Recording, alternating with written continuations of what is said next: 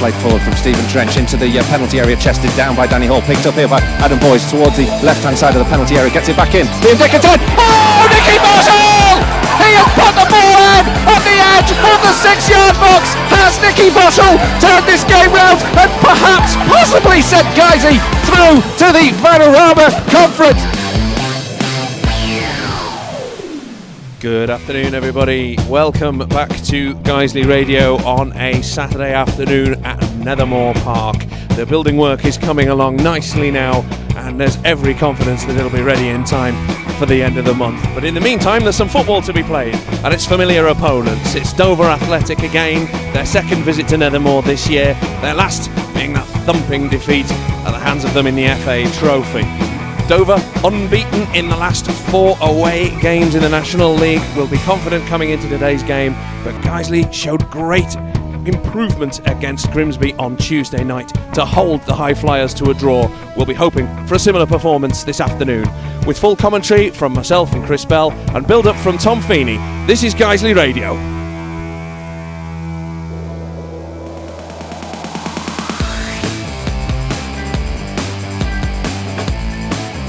Norburn goes for goal. Oliver Norburn! What a hit! All of 35 yards out. He had the sighter earlier. That is an absolutely stunning strike.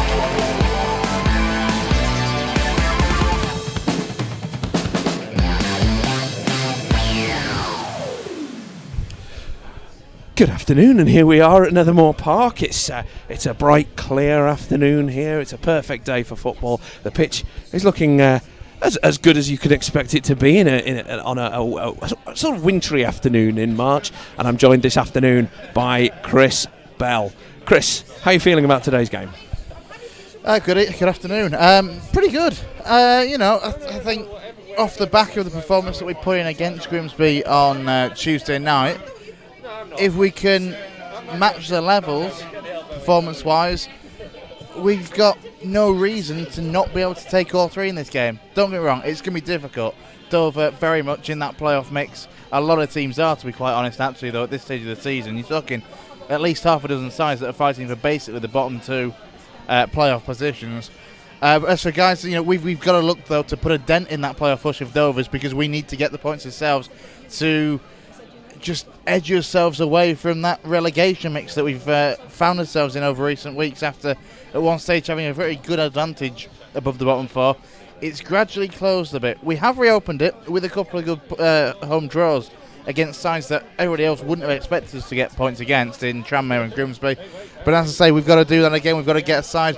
We've got to get a point, at least, ideally, against a side that we're not really fancied to. It certainly does feel like we're inching ever closer to safety, but my goodness, it is slow progress. However, excellent performance on Tuesday night against Grimsby, excellent performance the previous Tuesday on Tranmere, sort of sandwiched by a slightly disappointing showing against Bromley.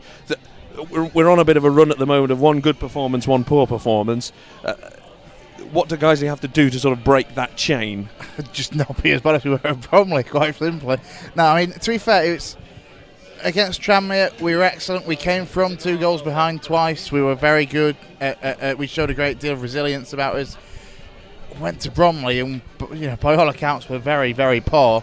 And we picked it up with the game against Grimsby. What we need to do is show that, it's not just the fully professional, full-time teams that we can step it up against. I say Dover and no mugs, they're a side that are in the playoff mix for a reason, but we need to be able to step up and get the 3 points today and look to progress. I mean, we spoke last week off air about the importance of next weekend, that bank holiday weekend.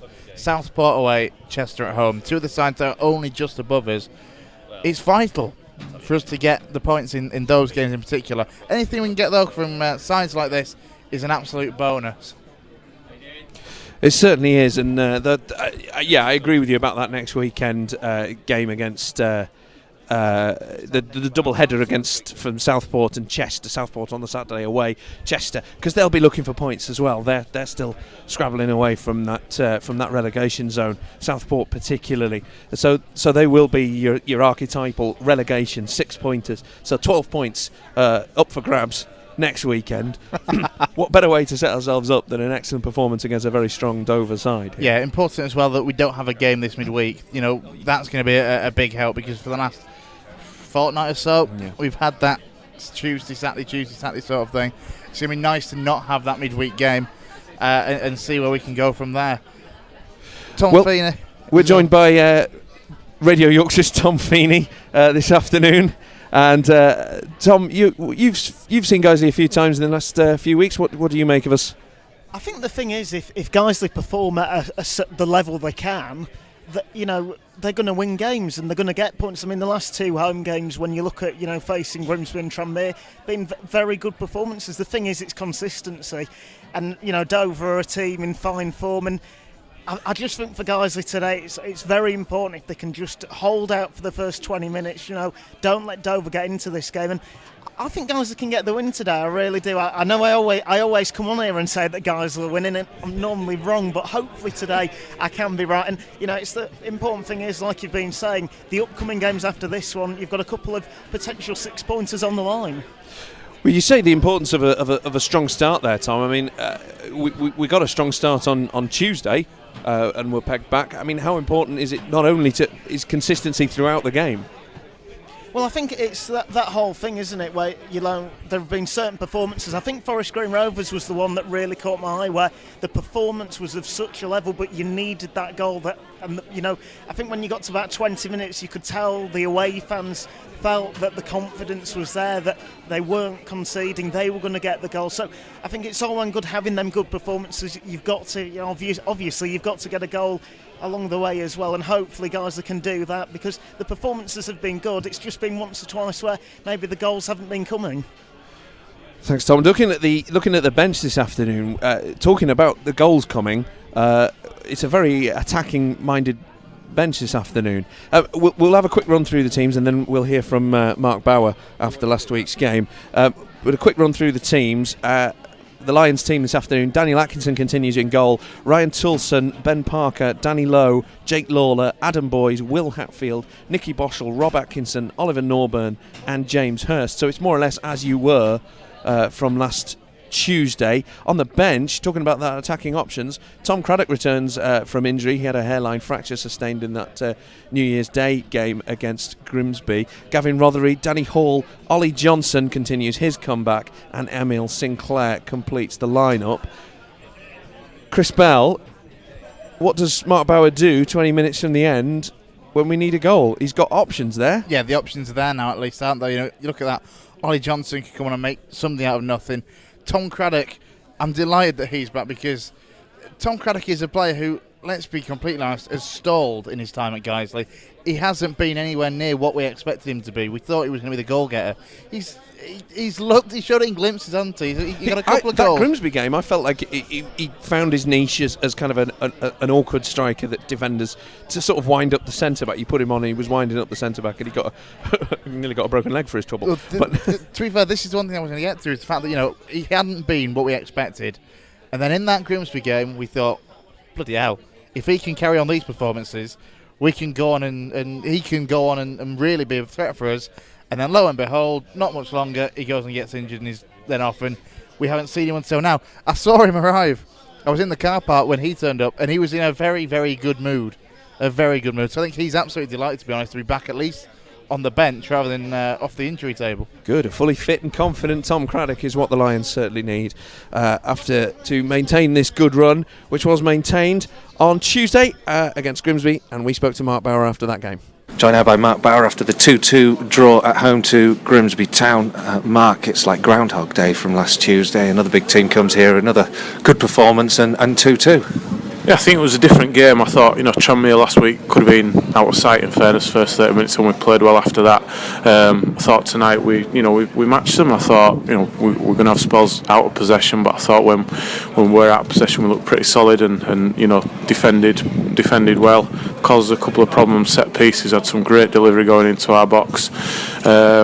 But yeah, apart from that, I thought it was a pretty even game. Second half, then we've come out and disappointed we've not won. To be honest, I thought we had enough chances to win the game. They had a lot of ball, but again, I think we restricted them to very little.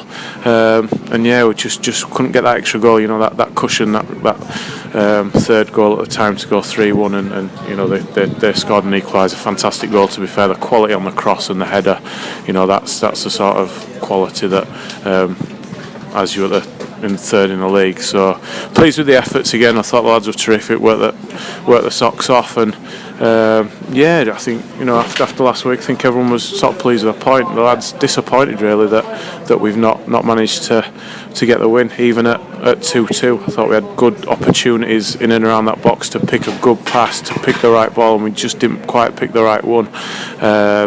So yeah, a bit frustrated really, because I think we really could have come away with 3 points. In the pictures of how the game might start for you, you probably could have envisaged that we'd go 1-up within 5 minutes. Yeah, well, no, you always think that, you know, we've looked a bit more dangerous from set pieces recently, and great header from Rob. You know, keeper saved it, but he's followed it up, and it took a while for to realise it was in the net. So it gives a great boost. And after, you know, disappointment of the second half on Saturday, just give everyone a real lift, and you know, was the basis for a decent performance really. Atkinson was the sponsors' man of the match today. Had an absolutely magnificent performance throughout the game. Yeah, I thought it was good tonight, Rob, playing against his old side, won everything in the air, swept up really well, and but you could go through the team. I think you could name each individual. I think they've all, you know, they can all certainly look themselves in the mirror tonight and know that they've come in and earned the money tonight. So pleased with everyone. You know, lads coming off the bench made a contribution as well.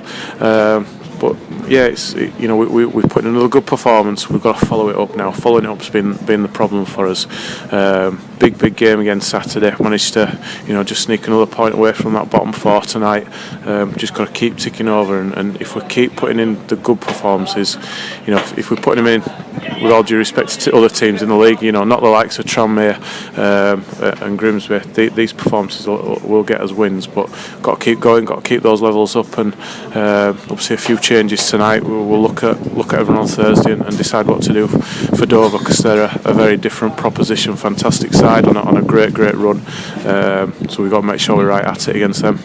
Yeah, status of clubs might be different, but certainly the quality of Dover, as we've already experienced recently in the FA Trophy, is very high, isn't it? And that'll be another very challenging game on Saturday. Yeah, they're a really good side. I think you know, if you're looking for not so much a dark horse, but you know, one to put your money on to go all the way through the playoffs, I think they could be the team that, I think they're well equipped. They've got a lot of physical strength in the side, but they've got good football as well. They've got a real good balance about them, and I think they've got every chance of being a football league club next year. But hopefully we can beat them Saturday and put a sort of dent in that challenge that they've got going. But you know, we've got to concentrate on ourselves and make sure that we get the lads right for Saturday, and look to put in a performance again, and hopefully, you know, we can finally get over the line and turn these draws into wins and make such a difference down the league table at this stage of the season.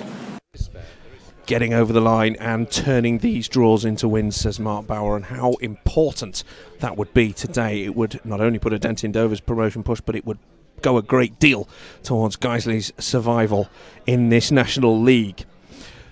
We're only a few minutes away from kick-off today. Chris, looking at Dover, they're in fine form, like I say, unbeaten in four on the road, and haven't lost a game for quite a while. They came here a month ago and won 3-0 comfortably in the end. They're full of confidence. Where are the main threats going to come from them today? That front three of Dover's, without a doubt, Stephen Payne, Ricky Miller and Ricky Modeste. You know, there's a lot of pace, there's a lot of power.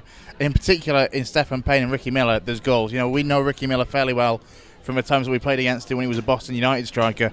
He's a player that can cause so much havoc by seemingly doing very little. You know, he just kind of drifts in and out, but it's that movement and the fact that he's taking defenders away from other areas, and you've got players that will fill in and drop in. There's a lot of pace and a lot of threat going forward in that side, and at the back as well. To be honest, it's not going to be easy for Adam Boyce today, because he's going to be up against the likes of Sean Raggett and Richard Orlu, who for me have been two of the best centre halves that, without a doubt, that I've seen this season. So a lot of talent in that Dover side then. Yeah, well, as I say, I mean, to be fair, they're up where they are for a reason. No, absolutely. They've played very well. Just a quick update on the cross-border derby between Wrexham and Chester in this division. That's 0-0, and that's half-time. That's a lunchtime kick-off as Nethermore welcomes Dover Athletic and the Lions. It was a 2 o'clock kick-off. Was it 2 o'clock kick-off? Oh, I beg its pardon. Yes, of course it was. Time is difficult. The Lions, of course, led out today by our matchday mascot Jake Ross. He celebrates his 10th birthday on Tuesday. He attends St Oswald School in Guiseley, and he plays for Guiseley Blues under 10s as a defender and a goalkeeper. So Versatile. Versatile, yes. He supports Guiseley. His favourite player is Danny Lowe. So we'll hope for a good game for Danny Lowe on behalf of Jake this afternoon. So as the teams line up, we will be taking you through this afternoon's game. Don't forget, you can tweet us at Guiseley Radio during the game, and we may even read out your tweets on air. Keep them clean. But for full match commentary, I'll hand you over to our very own Chris Bell. Thank you very much, Dave. Welcome along to Nethermore on this slightly cloudy, but all importantly dry March afternoon.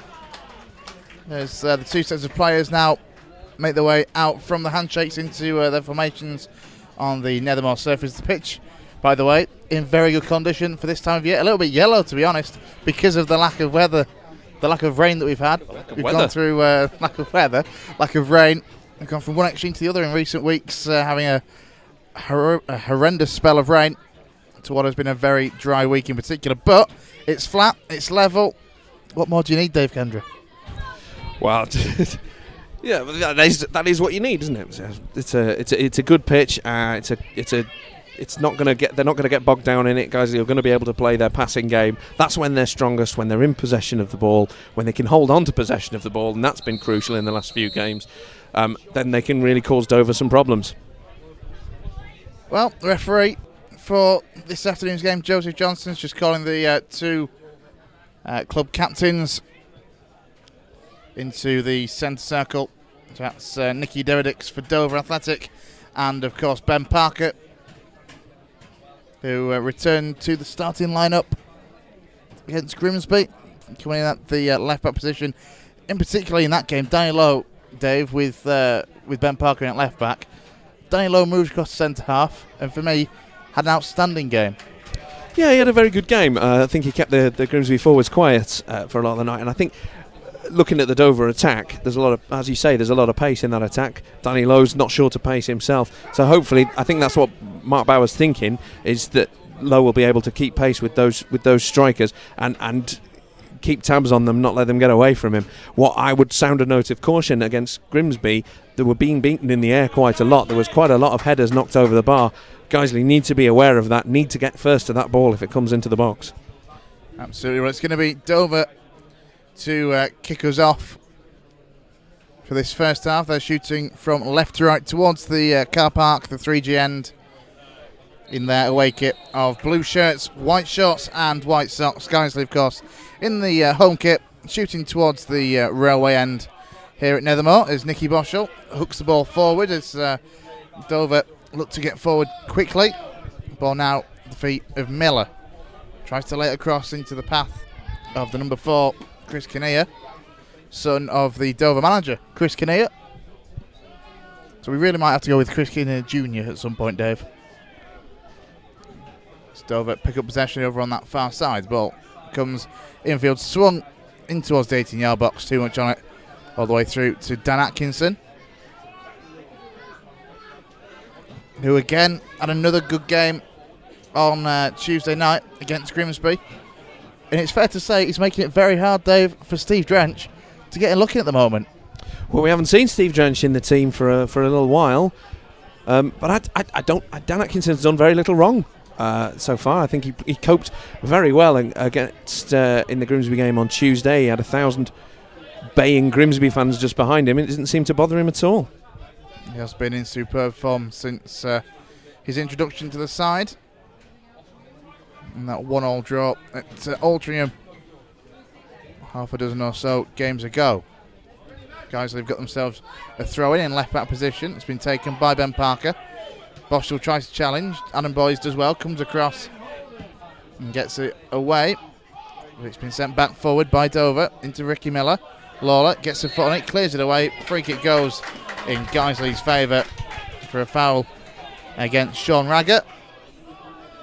Over Norburn wanted to try and take it quickly. The referee didn't let that happen at first. It's taken short. Goes across to Rob Atkinson. Here's Danny Lowe, just inside the Lions half. Sends it forward into James Hurst. Hurst forced out wide. Now Boschel. Now Parker on this left-hand side. Boschel makes the forward run, does well. Good defensive work though from Sam Magri. The right wing back will go through 2-team lineups for you now. For Guiseley, Dan Atkinson, Ryan Toulson, Ben Parker, Danny Lowe, Jake Lawler, Adam Boyes, Will Hatfield, Nicky Boschel, Rob Atkinson, Oliver Norburn and James Hurst. And for the visitors, Mitch Walker in goal, then Sam Magri, Chris Kinnear, Sean Raggett, Richard Orlu, Ricky Modeste, Ricky Miller, Nicky Devidix, Jack Parkinson, Stefan Payne and Craig Barham-Barrett, who is a new addition to the Dover Athletic squad, having signed midweek. As Magri now gets the ball away. Norburn does well though. Boyes does even better. Picks up the loose ball into Norburn on the left-hand side of the penalty area. He's blocked off, goes down, looks to the referee for something, but the referee waves it away and allows play to continue. Dover get it down to the halfway line. Here's Ricky Miller. In now towards Payne, but good defensive work from Rob Atkinson. Read it well.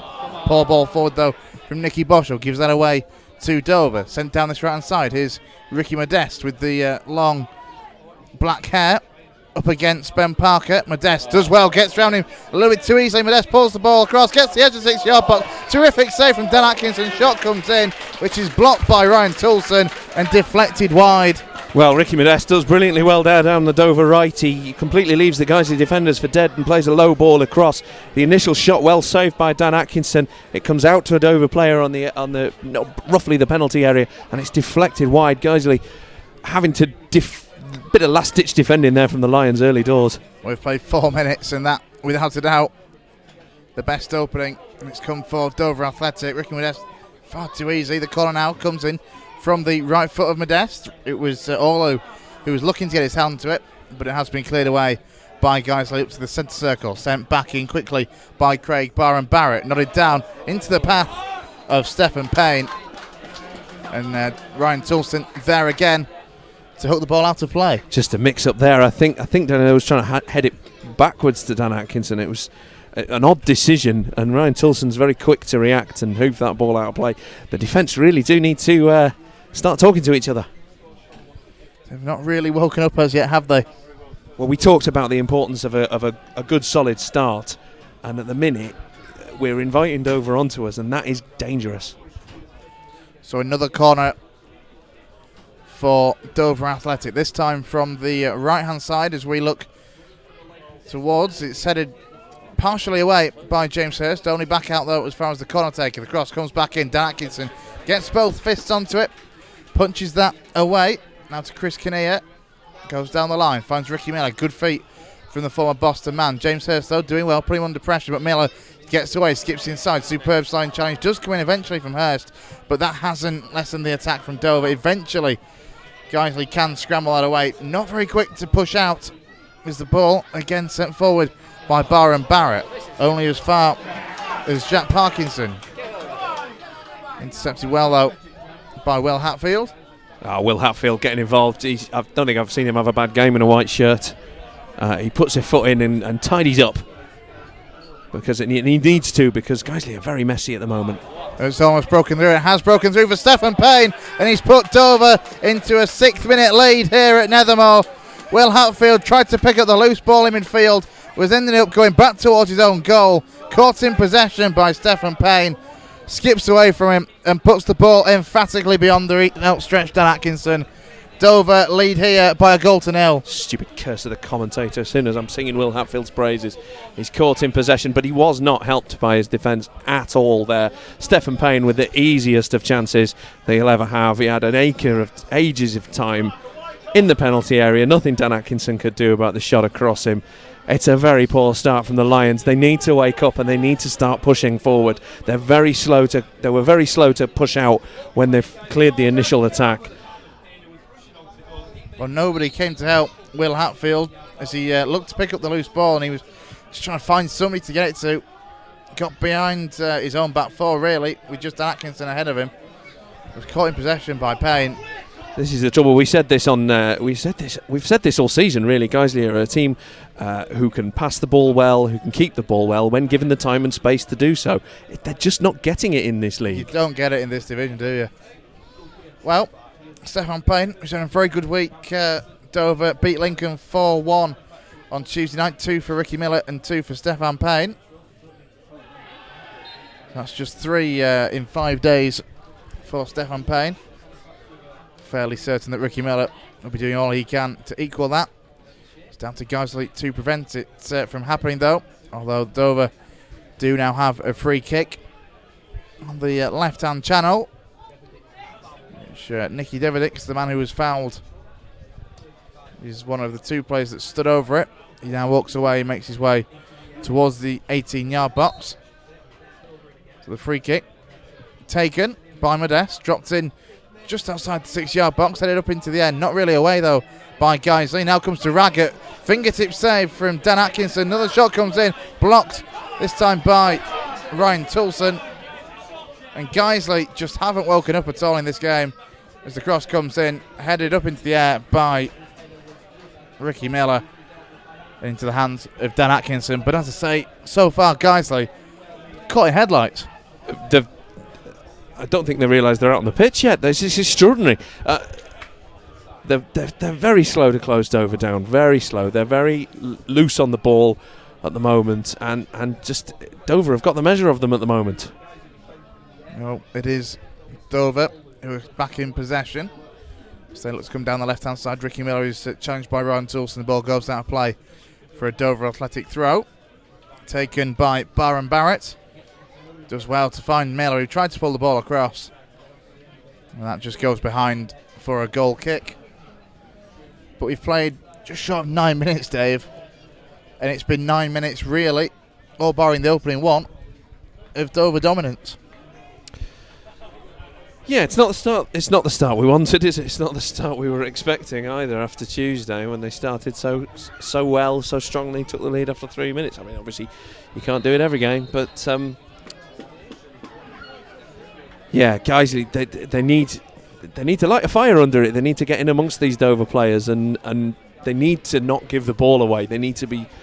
They're getting the ball. They're taking a touch, and they're letting Dover close them down. They need to be quick. They need to be confident.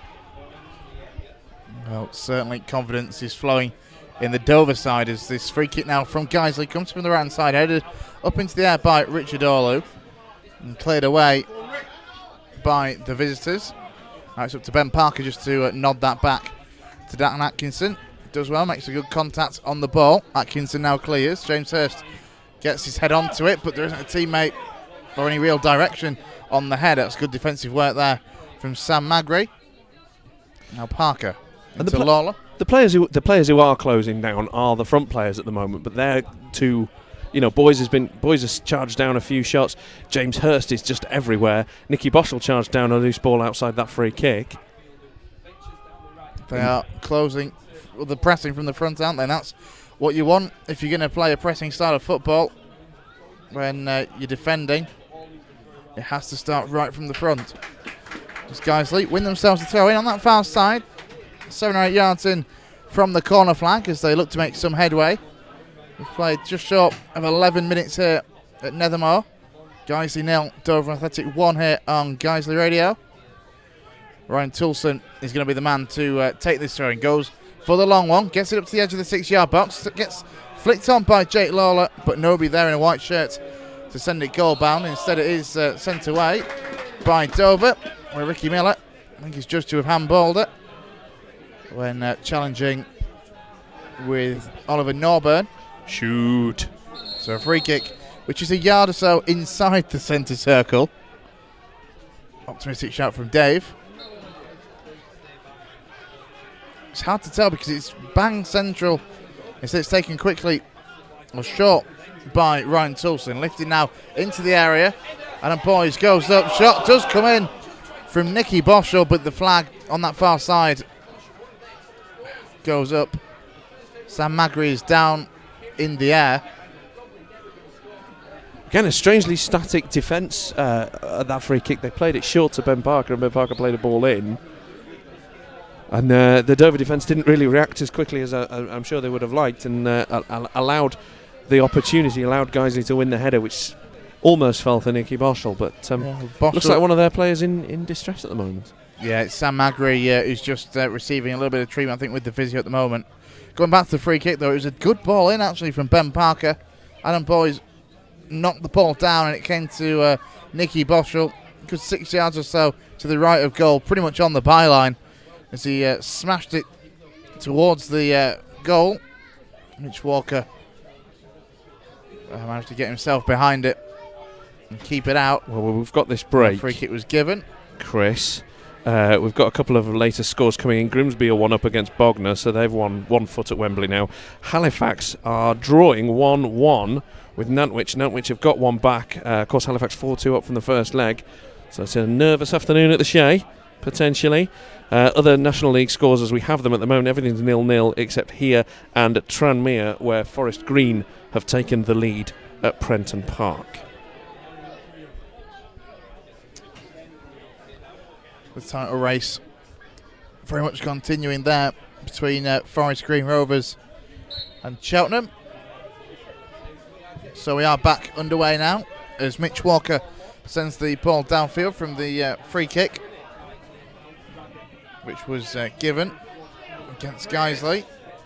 Ball forward now from Guiseley. Cut out though by Sean Raggett. He sends the ball down that right hand side, just goes out of play. Now Lawler gets on the receiving end of the throw-in, back to Atkinson. Atkinson finds Lawler. Finds Norburn. There is Lawler. Sends that back to Dan Atkinson. But again, the blue shirts flooding forwards, pressing very high. Ball sent forward by Lowe, looking to find Nicky Boschel. She's put out of play by Dover. Ben Parker will take this throw-in. Finds James Hurst. Now Hatfield. Again, though, he was instantly being closed down by Richard Olu, Ricky Modeste, and David Dix. Dover win possession back as they now look to come down the left-hand side. Stephen Payne wins the ball when he's up against Ryan Toulson. Heavy touch from Ricky Miller. Almost allows the ball to come to Rob Atkinson. Miller then barges into the back of him, and the free kick goes in Guiseley's favour. But again, just a little bit of a poor touch, a little bit static. Yeah, a little bit lucky that ball was played in a bit quick to Ricky Miller, because he tried to chest it down and it just bounced a little bit too far away from him, far enough away for Rob Atkinson to get a foot on it, and then it was a rather petulant challenge from Ricky Miller, to be honest. Adam Boyes tries to challenge Magri in the air. The ball now goes down the right hand side. James Hurst will have a Joe on to try and catch that. Up against Baron Barrett, and he's done well to get position back for the Lions. And wins a throw. Yeah, he's won a throw off of Baron Barrett. Throwing now taken by Toulson. Goes for a short one on this occasion, which finds Lawler. He finds James Hurst. Up against Baron Barrett. Looks to go around the outside of him. Does well. Pulls the ball into the area. Not entirely dealt with. And he's kind of half cleared behind by Dover for a Guiseley corner. And that is where there's hope for the Lions. James Hurst there will run all day for you, and he's very quick. And he wins that corner off his own brilliance, wins that corner, really. He's just knocked it a bit far long, but he never gives up the chase, and he forces Dover to make a decision. He's forced that corner. And it was David Dix who put it behind. Corner now taken by Nicky Boschel up towards the back post. Looking to find Danny Lowe, it was who was nearest to it. The ball drops out inside the area. First time cross back in from Boschel. Now Lowe looks to put it across goal. And Mitch Walker is forced to put the ball behind. Well, we thought Nicky Boschel had overhit that cross in, but Danny Lowe never gives it up and volleys it back into play and makes the Dover keeper Mitch Walker make a save. That's what we have to show, isn't it? That never gives up spirit. This is a bit more like it this last couple of minutes from Guiseley. Corner now to be taken by Norburn. Curling in swinger headed away by Dover. Now Toulson. It's an early cross back in. Danny Lowe goes chasing, but the goalkeeper, Mitch Walker, does very well. He rolls it low to Ricky Miller, who looks to come out. Will Hatfield does well, though, cleaning up in the centre of the park. Now Lawler finds Danny Lowe on this left-hand side. Looks to get it down the line. Adam Boyce will give chase. Puts the pressure on Jack Parkinson. The ball is put out by Parkinson for a Guiseley throw. A lot more direct from the Lions the last 3 or 4 minutes, and we're getting a lot more joy out of it. There's no point trying to hold on to this ball. They are going to run. They're going to close us down. The best thing to do is use our natural pace up front. You've got Boschel, you've got James Hurst. Use it. Get the ball up to them as quickly as possible. Here is Nicky Boschel. Now Parker does well against Ricky Modeste. Back now to Boschel. Low to Hatfield. Comes outside. Now Parker. Boschel again looks to try and get it through the legs of the defender. Eventually does get the ball across. James Hurst takes a decent touch. Look to follow it up, and the free kick goes against him. Byron Barrett made a bit of a meal of that. Well, I honestly think that's a nonsense. I think Byron Barrett was going for the ball. Hurst was going for the ball. Hurst has sort of flicked it up in the air, so he was trying to volley it down to, trying to take a touch to control it. Byron Barrett dives in. I don't think there's a foul there. There's nothing in that for me. I think it's a coming together, but it's not a foul. So, free kick taken by Dover. Long towards Stefan Payne. Rob Atkinson does well in the air. The ball now just inside the Guiseley half with Boschel. Looks to find Boys. Here's Boschel again. Good first time ball forward into Will Hatfield. 2 defenders around him. Tries to square the ball across. Comes to Hatfield. Hits it left-footed straight, though, into the hands of Sam Magri. Wasn't entirely expecting the shot after he attempted to play it across to Adam Boys. He does so well under pressure there, Will Hatfield, just to keep going. But the ball, he's ricocheted off the 2 Dover defenders, and from then it's always bobbling. He's struggling to get it under control. And the shot that he got away, he did well to get the shot away, but couldn't possibly get enough power on it. Throwing now right down the other end this time for Dover as they look to attack. And the throw-in forces another one off the head of Nicky Boschel. Only a few yards from the corner flag to our right-hand side as we sit in the main stand here at Nethermoor. It's going to be a long throw for Dover, which they hope to change to a short one at the last second into Deverdix. I think it has gone for another throw. And all I saw there was the Dover man being wiped out by Nicky Boschel. But the ball goes out, throw comes in. Ben Parker heads it back out to this right-hand side as Dover attack. Magri delivers a good cross up to the edge of the 6-yard box. Too easy as Dan Atkinson just scrambles again, to get the that. Lions a little bit slow to react to that one. Allowed the Dover man to win the ball in the air, and Dan Atkinson does well in the end to smother it. But it's all very last-ditch defending. That was very last-ditch. Your face says it all then, Dave. This ball goes forward, looking to find Hurst, headed away by Raggett. Long ball forward from Raggett. Now Toulson. He returns the long ball back with one of his own. Adam Boys challenging there, loses out to Sean Raggett. Just an aimless ball, but it may work out for Dover as Dan Atkinson is very aware of that. Comes and claims well. Now the ball at the feet of Danny Lowe. Again, just getting caught in that trap of just trying to hold on to the ball. It's a poor pass back as Ricky Miller looks to get in. The free kick goes. Danny Lowe there, he's got possession on the left-hand side. He's closed down too quickly, and no one's making a run for him. No one's trying to help him out, so he has to go back to Dan Atkinson. He underhits the pass, and Miller so close there to making it 2-0. Dan Atkinson, I think, does very well to react quite quickly and come out. Miller's complaining at the referee that he was fouled, but I think Miller's been chipping away at the referee all game. Yeah, I don't think the referee's actually going to take any notice of it. The referee gave the foul against Ricky Miller as he went diving in with Dan Atkinson. So the free kick, contentious, but in that situation it didn't really matter anyway because the ball didn't go near the goal from the touch from Miller.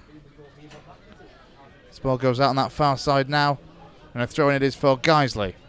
Toulson takes it, looks to find Hurst. Again, though, Hurst just loses out as Byron Barrett is able to get that away. Dover look to clear it further. It's on the halfway line with Richard Orlu. Lifts it forward for Ricky Miller. Rob Atkinson seems to think he's got more time than he has, as Ricky Miller does very, very well at closing down. The ball goes out and behind, and it's been given as a goal kick, but I couldn't call that from here. Well, I don't think the ball quite ran as Rob Atkinson expected it to. He was expecting to go out for a throw, so he was a Guiseley throw, so he was leaving it. And again, Miller closing him down very quickly. This is what they're going to do, isn't it? We spoke in midweek about teams at the top of this division, sort of the top 6 clubs when we've played them.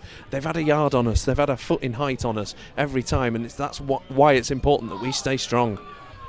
Now, boys, back to Hurst. Now Lawler lifts the ball forward. There's too much on it, though, for Adam Boyce to chase, and goes through all the way to Mitch Walker. Now Lawler heads away the clearance from the Dover keeper. Second ball, though, won by Dover. Now Orlu. Cross to Magri on this right-hand side. Low cross to the edge of the 18-yard box. Stefan Payne quickly there, though, and just gets there ahead of Jake Lawler. Shot on the turn from Ricky Miller. Dan Atkinson parries it up into the air. More accidental than anything. Does get a hand on it and a hold on it the second time. And then releases it quickly. His guys to come forward down the right-hand side. James Hurst does well. Up against Byron Barrett. Hurst goes for goal. Straight in the hands of the goalkeeper for Dover, Mitch Walker. That's much better going forward from Guiseley, but still just as poor, really, just defensively. Going back to that Dover attack again, Jake Lawler trying to bring the ball under control on the edge of the D. What's he doing? Hoof that away.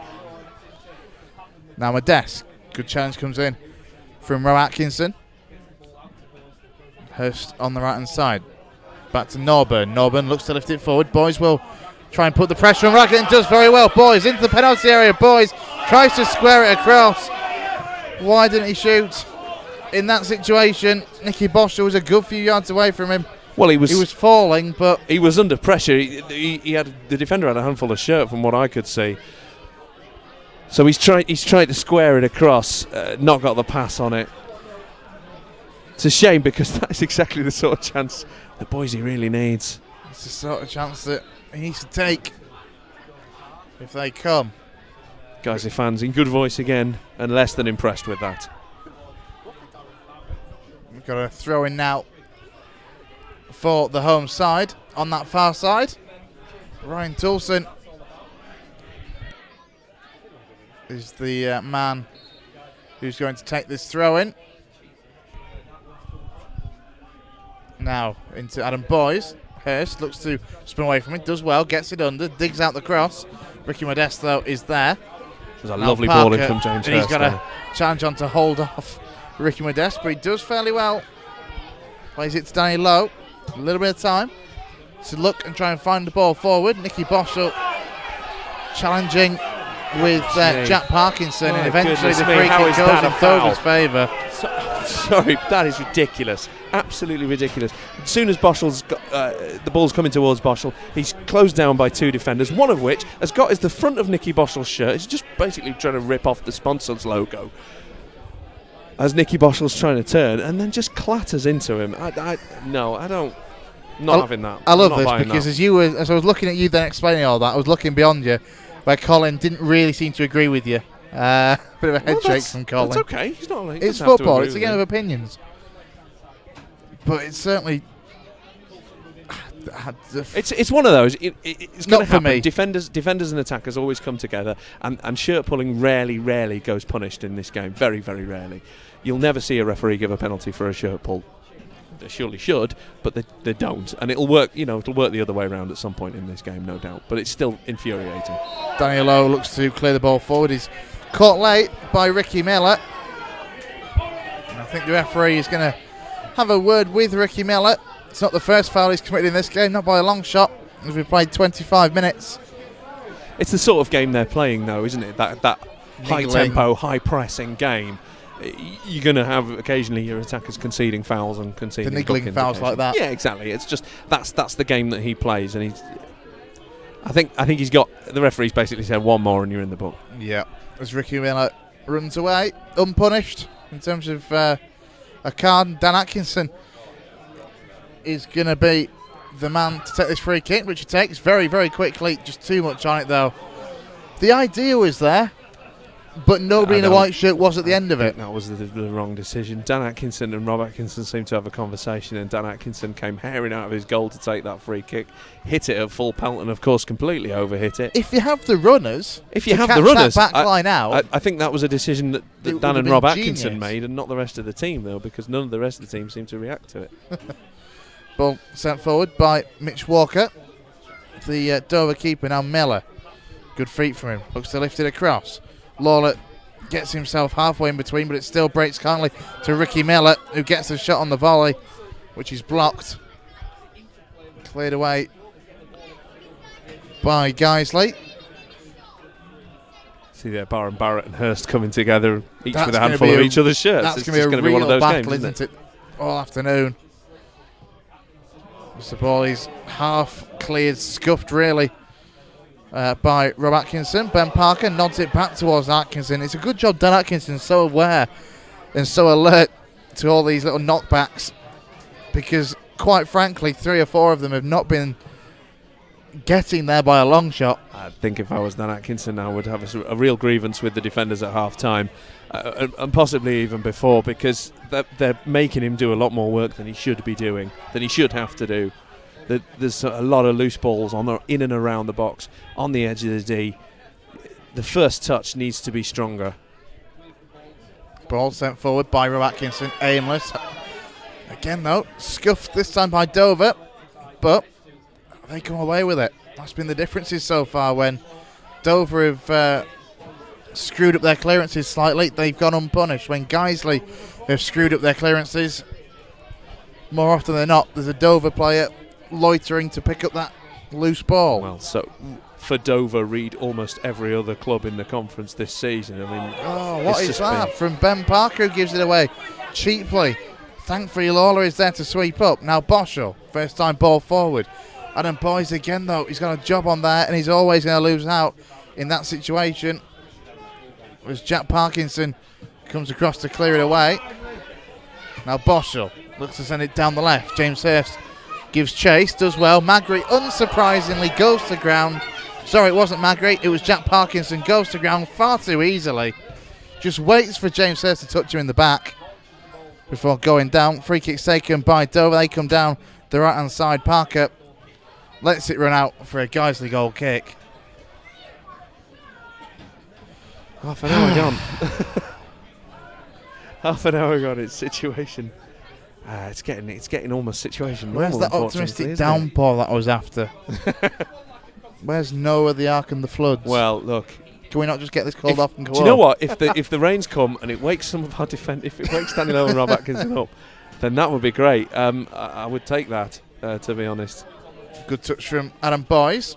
Finds Norburn, but you know it's bad when even Oliver Norburn's passes aren't sticking. I think that's what worries me the most, is that there are players out there who don't normally give the ball away, who don't normally look nervous. Now Miller turns on the volley over the top of the crossbar, but again he was alive to it. But again, Ben Parker, why isn't Ben Parker first to that? This is what I mean. These are players who we normally look to be ball winners, to play the right ball, to be consistent.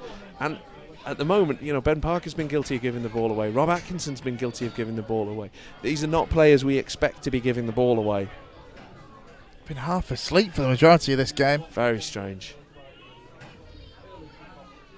Free kick for Dover as we tick over the half-hour mark. Free kick to be taken by Jack Parkinson for Dover Athletic. 8-10 yards inside the Dover half as the ball is dropped straight into the edge of the 6-yard box. Lawler hoofs it clear. The offside flag goes up against 1 or 2 Dover players. You kind of wonder. I wonder if Mark's got an air horn that can just blow in people's faces in the dressing room. I'm wondering if. I'm wondering how much Tuesday night took out of them. Quick score update from the FA Trophy semi-final. The Shea's going to be even more nervous now. Nantwich are 2-1 up at the Shea. Halifax leading 4-2 from that first leg, so that's now just reduced to a 5-4 lead. Do away goals count in the FA Trophy? I don't suppose I know. Oh, and Bognor Regis have equalised against Grimsby now. Big goal for Bognor. Other goals in the National League. Altrincham 1-0 up on Aldershot. Lincoln City 1, Kidderminster 0. And that's about that. Nothing else to report. And that's the most recent one. Not a game, not an afternoon filled with goals. Wrexham have got one at home at the Racecourse Ground against Chester, who are reduced to 10 men there. Astle sent off on 63 minutes. Wrexham taking the lead. Can't see who scored that. We've got a throw-in now for Dover, taken by Baron Barrett, flicked on. Now Rob Atkinson. And something has been given in Guiseley's favour. I think the ball went out of play from the flick on. And now the lines on that far side gives a slight coming together in Dover's favour. Well, again, it's James Hurst is playing very close to those defenders. And they've obviously decided that he's infringed upon them in some way. Referee having a quick word with him as well. The words... I don't think he's done anything wrong, to be honest. I don't see that he's done a great deal wrong. He's very quick. He's playing just off the shoulder of the defenders. There's been a few comings together. There's nothing malicious in it from where I'm standing. He is that sort of player, though. He uses his pace and his strength. He will try and take players on, and he will draw fouls as well as give them away. 33 minutes gone. Guiseley 0, Dover 1. In what has been a very scrappy game. A game pretty much low in quality so far. With the visitors getting the lead early on from Stephen Payne, capitalising on some dwelling on the ball from Will Hatfield. If there is a chink of light in this game, and I do think there is, I don't think Dover will be particularly happy with their performance either. Guiseley have been there for the taking 2 or 3 times, and they just haven't been able to bundle that ball over the line yet. Well, Guiseley have got themselves another throw-in on that far side, which James Hurst takes short to Hatfield. Back to Hurst, who now looks to try and get down that right-hand side. The ball comes across into the penalty area. Nicky Boschel does well. Lifted beautifully across by Boschel. Shot comes in from Boys. He was always going to struggle to get the power on it, but a really great bit of play between Boys and between Nicky Boschel and Adam Boys to try and create that chance. I think Boschel chipped the ball up towards Adam Boys and maybe chipped it up a bit higher than he was expecting, because it sort of took the pace off the ball, allowed Dover to close Boys down and stop him from getting that shot away. Now Dover come down the other end. Ricky Miller to the edge of the box. Low one into towards Stefan Payne. Cleared away by Guiseley. Now Boys lays it back to Boschel. Boschel plays a good crossfield ball to Norburn. Slides to keep that in play. Does well. Gets it towards Hurst. Hurst goes diving in. The throw-in goes in Guiseley's favour. It was a good challenge from James Hurst. He went sliding in, but he did it well. Ball, though, given away cheaply by Norburn. He was looking to try and find Nicky Boschel. Boschel ball watching there. Dover just swept in first. Ball sent forward, headed it up into the air and away by Danny Lowe. Now Lawler sends the ball on to Nicky Boschel on his left-hand side. He's going to try and make a bit of headway. Support isn't exactly flooding forward, though, to help Nicky Boschel out. Now Hatfield. Back to Ben Parker. Being forced back by Modeste. First time ball forward from down low. Finds Hatfield. Back to Low again. On the halfway line. Sent forward. Boschel wins it in the air. Gets it to Boys. Boys does well. Now Boschel down this left hand side. Looks to deliver an early ball. Too much on it. Nobody there. And it's going to go through all the way and out on that far side for a Dover throw. Neat bit of work from Boys and Boschel there just to make the space on the guys on the left-hand side, but Boschel tries to play the ball in far too quick. No one's ready for it. No one's making that run into the box because obviously Boys is still being held up on the edge of the area. Throw in now for Dover Athletic to be taken by Craig Barron-Barrett. Looks to find Payne. Does well. Back to Barron-Barrett. Sends it forward again. Lawler does well in the air against Devidix, but Dover get the second ball. And that, for me, kind of does sum up this first 36 minutes is Dover winning the second balls. They've been winning a lot of the first balls as well, to be honest. Throw in on that far side, which Ryan Toulson takes, looks for Hurst. It bounces beyond him, finds Boys. Boys looks to flick it on. Hoofed away by Chris Kinnear. We're not there yet, but I do, and we're still making some very elemental errors. Some very basic things are going wrong, but I do see a little more effort from the lads in the last 10 minutes or so. Stephen Payne looks to almost capitalise on a loose ball. Good work though from Ryan Toulson. Throw in inside the Guiseley half, taken by Craig Barron Barrett for Dover. Flicked on by a blue shirt, cleared away by Rob Atkinson. Now Lawler puts his foot through it. Nobody there though. Nicky Boschel though does well. Keeps it in play on this left-hand side. But again, the ball in field was just lacking accuracy. It's a good job that Will Hatfield was aware of that. As Jake Lawler now gets caught in possession. Devedix looks to come forward, lays the ball out to the right-hand side, finds Modeste. Good sliding challenge comes in from Daniel O, who's absolutely furious with Jake Lawler. Well, he's got a point, because Jake Lawler there really just allowed himself to be closed down, allowed himself to be robbed of the ball, just daydreaming in the midfield there. And Modeste is quick and he gets the ball in, but Danny Lowe recovers well. So corner for the visitors. 38 minutes gone. Guiseley 0. Dover Athletic 1. Nicky Devedix delivers the corner. It's a long one towards the back post, headed over the top of the crossbar by a Dover player and behind for a goal kick. Towering header there from I'm sorry, I didn't see who it was, but it was I think it was Jack good Parkinson header. at the back stick. Yeah. Always looping over the bar though. What can you say at this stage? Well, it's obviously it's not going well. We're giving the ball away too easily, too often. We do appear to have just stemmed the tide just a little in the last 10 minutes or so. But I don't know. They need a great deal more concentration. They need a great deal more. They need someone to put their foot on the ball and keep the ball.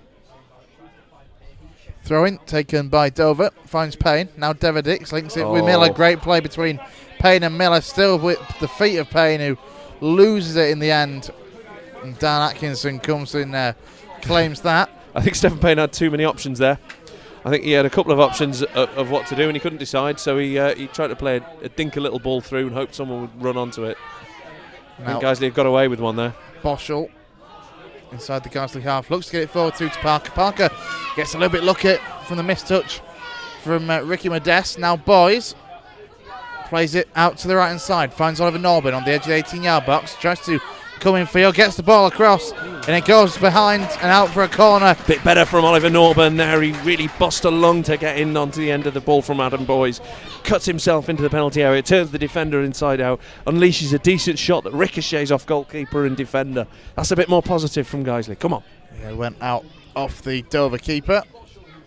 Now Nicky Boschel takes the corner, looking to find Law at the near post, headed away by Dover, hooked back into the 18-yard box by Ryan Toulson, drops to Hatfield just outside the box, can't get the shot off. James Hurst looks to curl it, nice idea, but didn't have the right conviction over the top of the crossbar. Just leaning back a little bit as he hit that, sort of from the minute he made contact, always going over the bar. But a good effort, and a first-time ball back into the area by Ryan Toulson. It almost landed for Hatfield, but again, Dover very quick to come out, very quick to close down.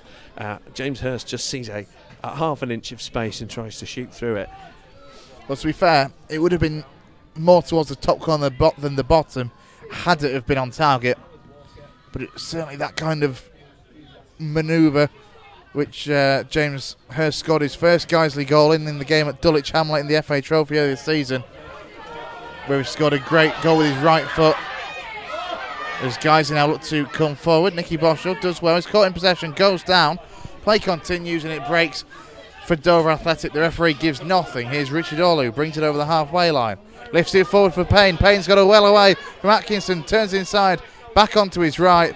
Atkinson steps across and gets it behind for a corner, but Guiseley caught out and undone at the back far too easily. I think distracted slightly by the fact that Nicky Boschel was closed down and fouled as he lost possession there, and I think Guiseley were appealing too much. But again, it's just far too easy, far too much space for Stephen Payne into the box. Rob Atkinson does well to recover, stay on his feet, and deflect the ball out for a corner. But oh boy, we are making this difficult for ourselves. And we just 42 gone. As this corner will come in from the right hand side, will be Nicky Deverdix to deliver it, left footed, again up towards the back post. Richard Olu gets his head on it, but he sends it over the top and wide with the Guiseley goal. Yeah, it played in a little bit high for Olu. He comes in at pace, just can't quite make the right contact with it, slips off the top of his head. But as you say, there's a fair bit of talking going on between the Lions at the moment. Danny Lowe particularly is chipping away at defenders. At Nicky Boschel at the moment, he seems to be having an animated discussion with. Oh, it's encouraging to see that. But that's what they need. They need to be stage. talking to each other. They Yeah. need to be chipping each other and chivying each other along. James Hurst does well in the air. Now Norburn, flicked forward by Hatfield, looking to find Boys. Unfortunately, there's a man who hasn't really had much of a sniff in this game, but James Hurst does well, comes down the right hand side, gets the ball across though, which takes the deflection and goes straight into the hands of Mitch Walker. Just not quite enough of a deflection, just unfortunately took the ball into the hands He of the sends keeper. it forward, Ricky Modeste Oh my goodness bends me. over in front of Ben Parker and gets a free kick for it. Well, I think Modeste's got away with one there. My goodness.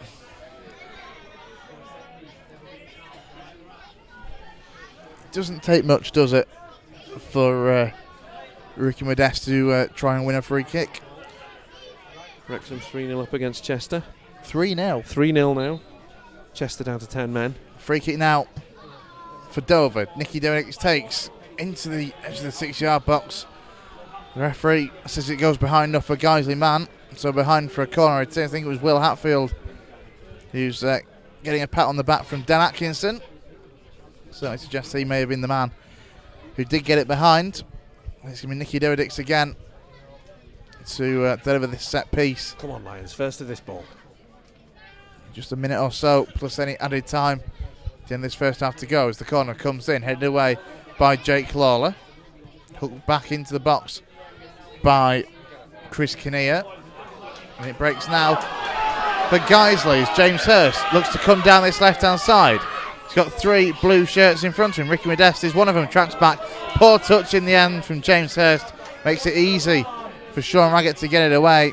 And he's found Ricky Miller down this right side. Good work, though, from Danny Lowe. Under pressure. Opts to go back to Dan Atkinson. Atkinson clears it. First time. Up towards Hurst. Hurst loses out in the battle with Richard Orlu. Now Modeste again. Under pressure. Keeps the ball. He was challenging with Nicky Boschel. First time ball forward from Sam Magri. Rob Atkinson gets his head onto it. Now into Ricky Miller inside the guy's 18-yard box. Ricky Miller brings it across. Back out of the 18-yard box now. Lays it back into the path of Richard Orlu. Orlu swings a leg at it and it goes wide. Behind for a goal kick. And we are on the 45-minute mark. 2 minutes of added time signalled by the assistant on that far side. And right now, I think Mark Power would just be delighted to get to the break as things are. I think, I absolutely agree, he would be. 1-0 down at the moment on this performance is probably, only 1-0 down rather, is probably a result. Obviously we hope it isn't a result. Well, Dover back in possession. Guiseley do well. Toulson lifts it forward. Looking to find James Hurst. For me, he's certainly been one of the highlights of this first half, but he's conceded a foul there. Bit of a shoulder challenge into the back of Jack Parkinson, which the referee gives the free kick for. And he's going to book James Hurst. He's doing the generic pointing across the pitch. And James Hurst goes into Joe Johnson's notebook. What do you make of that? Well, I thought it was a challenge for the ball. It was, as you say, a shoulder barge, which is within the rules of the game. The linesman has flagged for pretty much every contact that James Hurst appears to have made across the course of the game. Free kick taken by Walker, which drifts straight out of play. Well, it's going to be an interesting half-time discussion. Wow. Where do you change it? Where do you change? We'll bring in Radio Yorkshire's Tom Feeney for a discussion at half-time to get his thoughts and views on it. What has been, for me, a pretty abject, disappointing display from this Guiseley side this afternoon as Rob Atkinson hits a hopeful ball forward, not within 10 yards of a white shirt. Just before then, though, he did a delightful bit of skill, just did a little step over that left Ricky Miller on his bum, and Ricky Miller looks less than impressed. And less than impressed, I think, is the worst of some of the first half for Guiseley as the referee puts the whistle to his lips and blows the half-time whistle. A disappointing half in which Dover found themselves ahead fairly early on through Stefan Payne capitalising on a mistake from Will Hatfield. Half-time here at Nethermore Park. Guiseley 0, Dover Athletic 1. Yeah, and a disappointing performance, to be honest, from the Lions. We talked about that pattern of one good performance, one bad performance on that sort of up and down that Guiseley appear to be at the moment, and it looks like it's continuing in that first 45 minutes. I'm joined by Radio Yorkshire's Tom Feeney. Tom, give us your take on that first half. Yeah, it's been quite disappointing, hasn't it? I mean, just a couple of occasions where I think the first time pass has been delivered where you just maybe like it to just be placed on the floor for a little bit and just passed around. Instead, it's been long balls which have been very easily dealt with, and Dover have had the chances, but the big chance for Guiseley is Nicky Boschel 3 yards out. It's a real tough angle, it has to be said, but he has that effort, and on another day that might have just scrambled in, but unfortunately it didn't. And it has to be said, Dover are in front at half time and they deserve to be. I don't think you'll get any argument against that up here. Dover do deserve to be in front, certainly. I personally think they'll be disappointed in not being further in front. I think they'll be in that dressing room now going, how on earth are we not 2 or 3 up at the moment? They've had a couple of very good chances. Again, Dan Atkinson forced into some very good saves. I think Dan Atkinson has had a fairly solid game. Again, done very little wrong. I think he's been called upon to do a lot more than he ought to be doing. He's acting as a sort of de facto sweeper almost because the defenders are being so loose on the ball at the moment. What worries me, Tom, and I said it during commentary, is the players that are giving the ball away today are not the players that we would expect to be giving the ball away. Ben Parker's giving the ball away, Rob Atkinson's giving the ball away. These are some of our more solid players across the course of the season. Yeah, definitely. I mean, there was an incident as well where Danny Lowe gave the ball away. And, obviously on another day, it's a back pass. The goalkeeper, Dan Atkinson, who's done really well again, reads it. If he hadn't have read it, it would be 2-0. And I think that must be the worrying thing here, is that it seems like the Dover players are just putting enough pressure on the Guiseley defence to make them silly little errors. And, like you said as well, it's a case that it's the more consistent players who seem to be the ones who are giving it away. Yeah, it's very strange to see after such an energetic performance from the boys on Tuesday night, to see them so sluggish coming out. How much? I mean, Dover played on Tuesday as well, didn't they? So, how much do you think Tuesday has taken out of some of those legs? I mean, it's that whole thing, isn't it? I mean, it shouldn't be in a way, but obviously it seems to be, because it does look like they have a really good performance on the Tuesday, and then it seems to affect the performance and the way the team play on the Saturday. And I know Dover played on Tuesday, but you could argue, they breezed through that game. It was quite a comprehensive win for the side, and I think for Dover, it will have given them a lot of confidence as well going into this game, because they're on a decent little run where Guiseley, it was a good performance against Grimsby, and obviously a very good point, but you just look at if you put it into the last 5 games, it's been a good result followed by a poor result followed by a good one, and it seems like that pattern's going to happen again today, unfortunately. Well, if there are bright spots in the Guiseley performance, and I do think there are, I think James Hurst is particularly one, but unlucky, I thought, to get booked towards the end of the half. What did you make of his performance today? Yeah, I mean, I think it's one of them where I don't think Hurst has particularly done anything wrong. It's a couple of incidents where the referee clearly on the last one has a word with him, but I felt it was another one of them incidents where it's a little push. It's nothing, it's nothing too bad. But the referee, I think he's trying to put his marker down on the game, giving that yellow card. And yeah, I mean, it's disappointing because now Hurst, the question is, will he be able to play like he has done during the 45, where he's been going in for tackles? Because if you know that you're on a booking, sometimes you have to be a bit more reserved with the way you play. Yeah, it's a shame really, because he's been moving across that front three and switching players and switching positions with Adam Boyes at some points as well. So they don't really know where to pick him up from. But of course, if he's now on a booking, if he makes just one wrong move, then we're down to 10 men again against Dover. And we all know how that ends. Yeah, and I think you're in a position as well where this referee seems to be putting his cards out there by, showing that he can throw a booking in the way. So I do think for Hurst, if he does that again, even though it's such a slight pull, I think he'll be given a final warning, and then he is really on, the final warning. He probably will have to be subbed then. I don't think it's a particularly dirty game, though. I don't think it's a...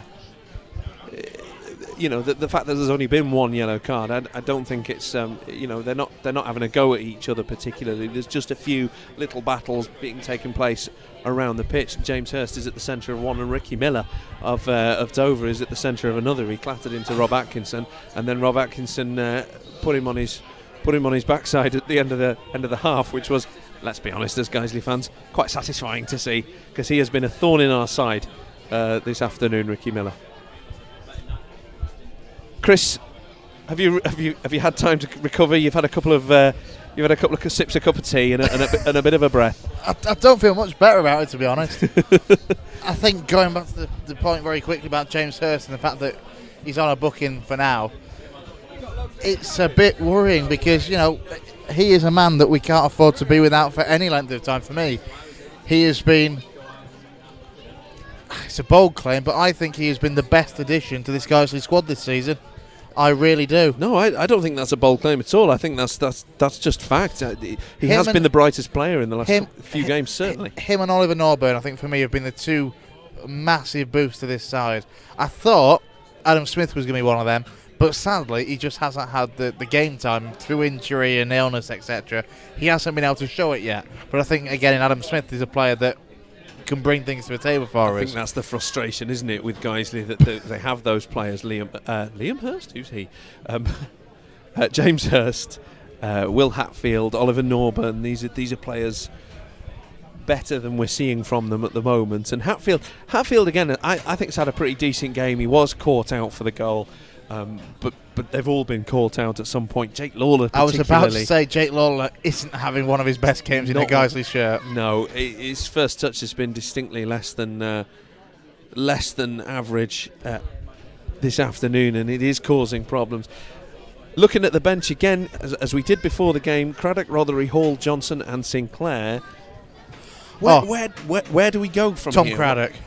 If it's a risk, because I know he's only just come back from injury and he had that, was it a hairline fracture? I think he was taken out of the Grimsby game with after about an hour or so. But if he can put it, and as I say, I know because he's been out, it's perhaps a big if. If he can put in that niggling, annoying, frustrating, winding up the centre half kind of performance that he showed in that hour against Grimsby. Yeah. There's free kicks to be won in good positions for Guiseley, and he is the kind of player that will do it. For me, I really like Adam Boyes. I like his legs and his running, but for me, for a man of his size, he hasn't got the physical aspect. Whereas Tom Craddock, who's smaller than him, but he seems to be harder to bully. I think what I've noticed about Boyes particularly this afternoon is he is playing with his back to goal, and against these defenders, they're just not going to let him turn at all. And I do feel that the defenders are they're defending very physically. I've seen a few times. I had a little bit of a rant about players with handfuls of shirt, but there's a lot of that. They're playing very close to the guys. The attackers, and Boyes is struggling to get turned around. It's fair to say that Dover are one of those sides that will get away with what they can. I think it's called gamesmanship, isn't it? It is. But I mean, it's drawing those challenges, though. I think that's what they're trying to do is just holding the ball and they're drawing the challenges, and the win stands fair with them, and the referee looks favourably on them at the moment. In particular, Ricky Modeste. Well, again, that's Lessons his from Tom game. Daly. That is his game, and he is a player who will draw free kicks out, who will draw challenges onto him. And he's been challenged a couple of times and he's made the most of it. That's his game. Guys, they have to cope with that. That's not going to change. It's not going to go away. And the referee's attitude towards it isn't going to change. Guys, they have to deal with that, unfortunately. So, what will Mark have said, do you think? And then we'll have a look at the scores elsewhere, which I've managed to get up, although very little happening, it seems. I think they can do what they started to do about halfway through the first half, which was try and be a bit more direct, because Dover are quick, they're strong, and they're going to close us down. We need to stop faffing about on the ball. It's not so much tiki-taka as fiffy-faffa.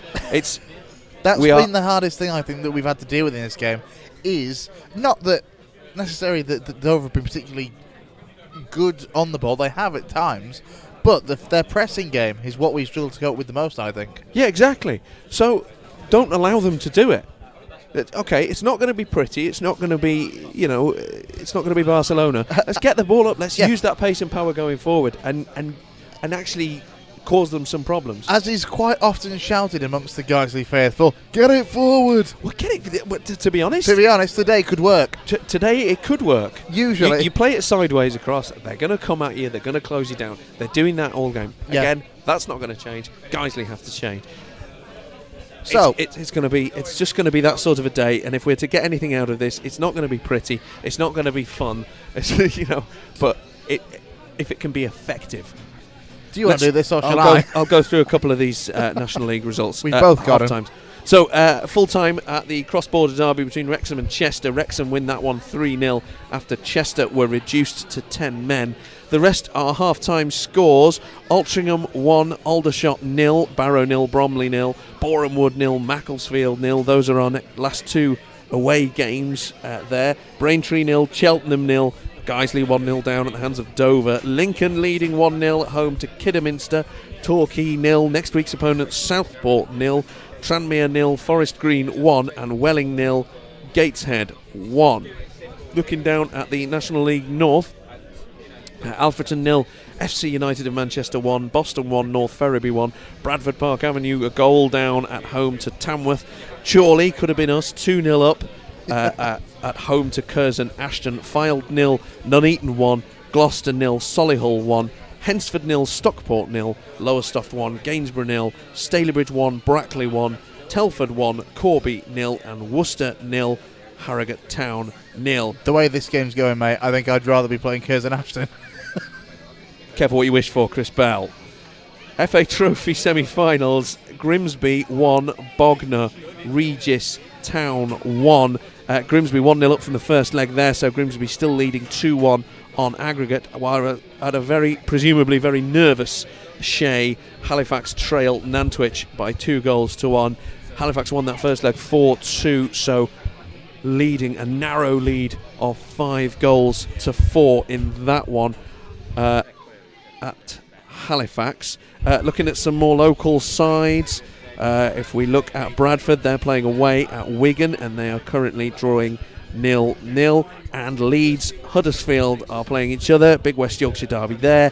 It is 1-1. Huddersfield missed an early penalty. Leeds took the lead through Dallas. Hudson equalised 4 minutes before half time. But that's Leeds. Who cares about Leeds? We are at Nethermore and we will have full coverage of the second half here against Dover, where currently, well, it's all looking a bit bleak at the moment, but I think there's still hope in this game. What do you say, Chris? Sorry, I was just about to put my hood up and prepare myself for the second half, and you caught me off guard then. Although the silence may have been better than what I could say. As I say, for me, Tom Craddock would be my preference, I think, for the first substitute. I don't see any harm in chucking him into this. Ollie Johnson. We'd love it if Ollie Johnson had that those 20 minutes where he's unplayable. If that was today, that would be splendid, wouldn't it? Yeah, it would. It would be magical. Magical, OJ. If he could pull that off today, that would be quite something. So it looks like the players are about to return to the pitch. The tunnel's out, and the Bridsons outside the tunnel, awaiting the arrival of both teams, who I feel like they're taking their time coming out today. I feel like it's been a bit of a long... Maybe it's just talking to you, Chris. I don't know. Maybe it just feels like a long time. Happy birthday for tomorrow, by the way. And to you too. Was it yesterday? It was, yes. It's a birthday commentary double. Our mascot today, his birthday's on Tuesday as well. So it's birthdays all round. Happy birthday. And happy birthday to you if it's your birthday today. Remember, don't forget you can... Guiseley Radio if it's your birthday. Or if it's your birthday in the near future. As I was about to say, tweet us at Guiseley Radio with the hashtag Guiseley Birthdays. That's Guiseley. Not Guiseley. Or Guiseley. Not Guiseley or Guiseley or Guiseley. I saw was a conversation on the Facebook group. You showed one with an extra S in it the other day, I think. An extra S? Guiseley. Something like that. It is tricky to spell.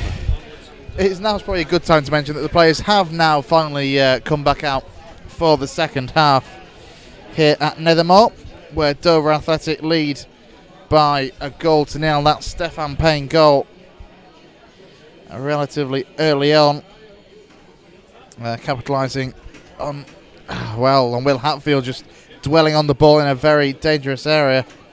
The goal on 6 minutes. Was it as early as that? I think it's just been a long 39 minutes that followed, hasn't it? It was as early as the 6th minute.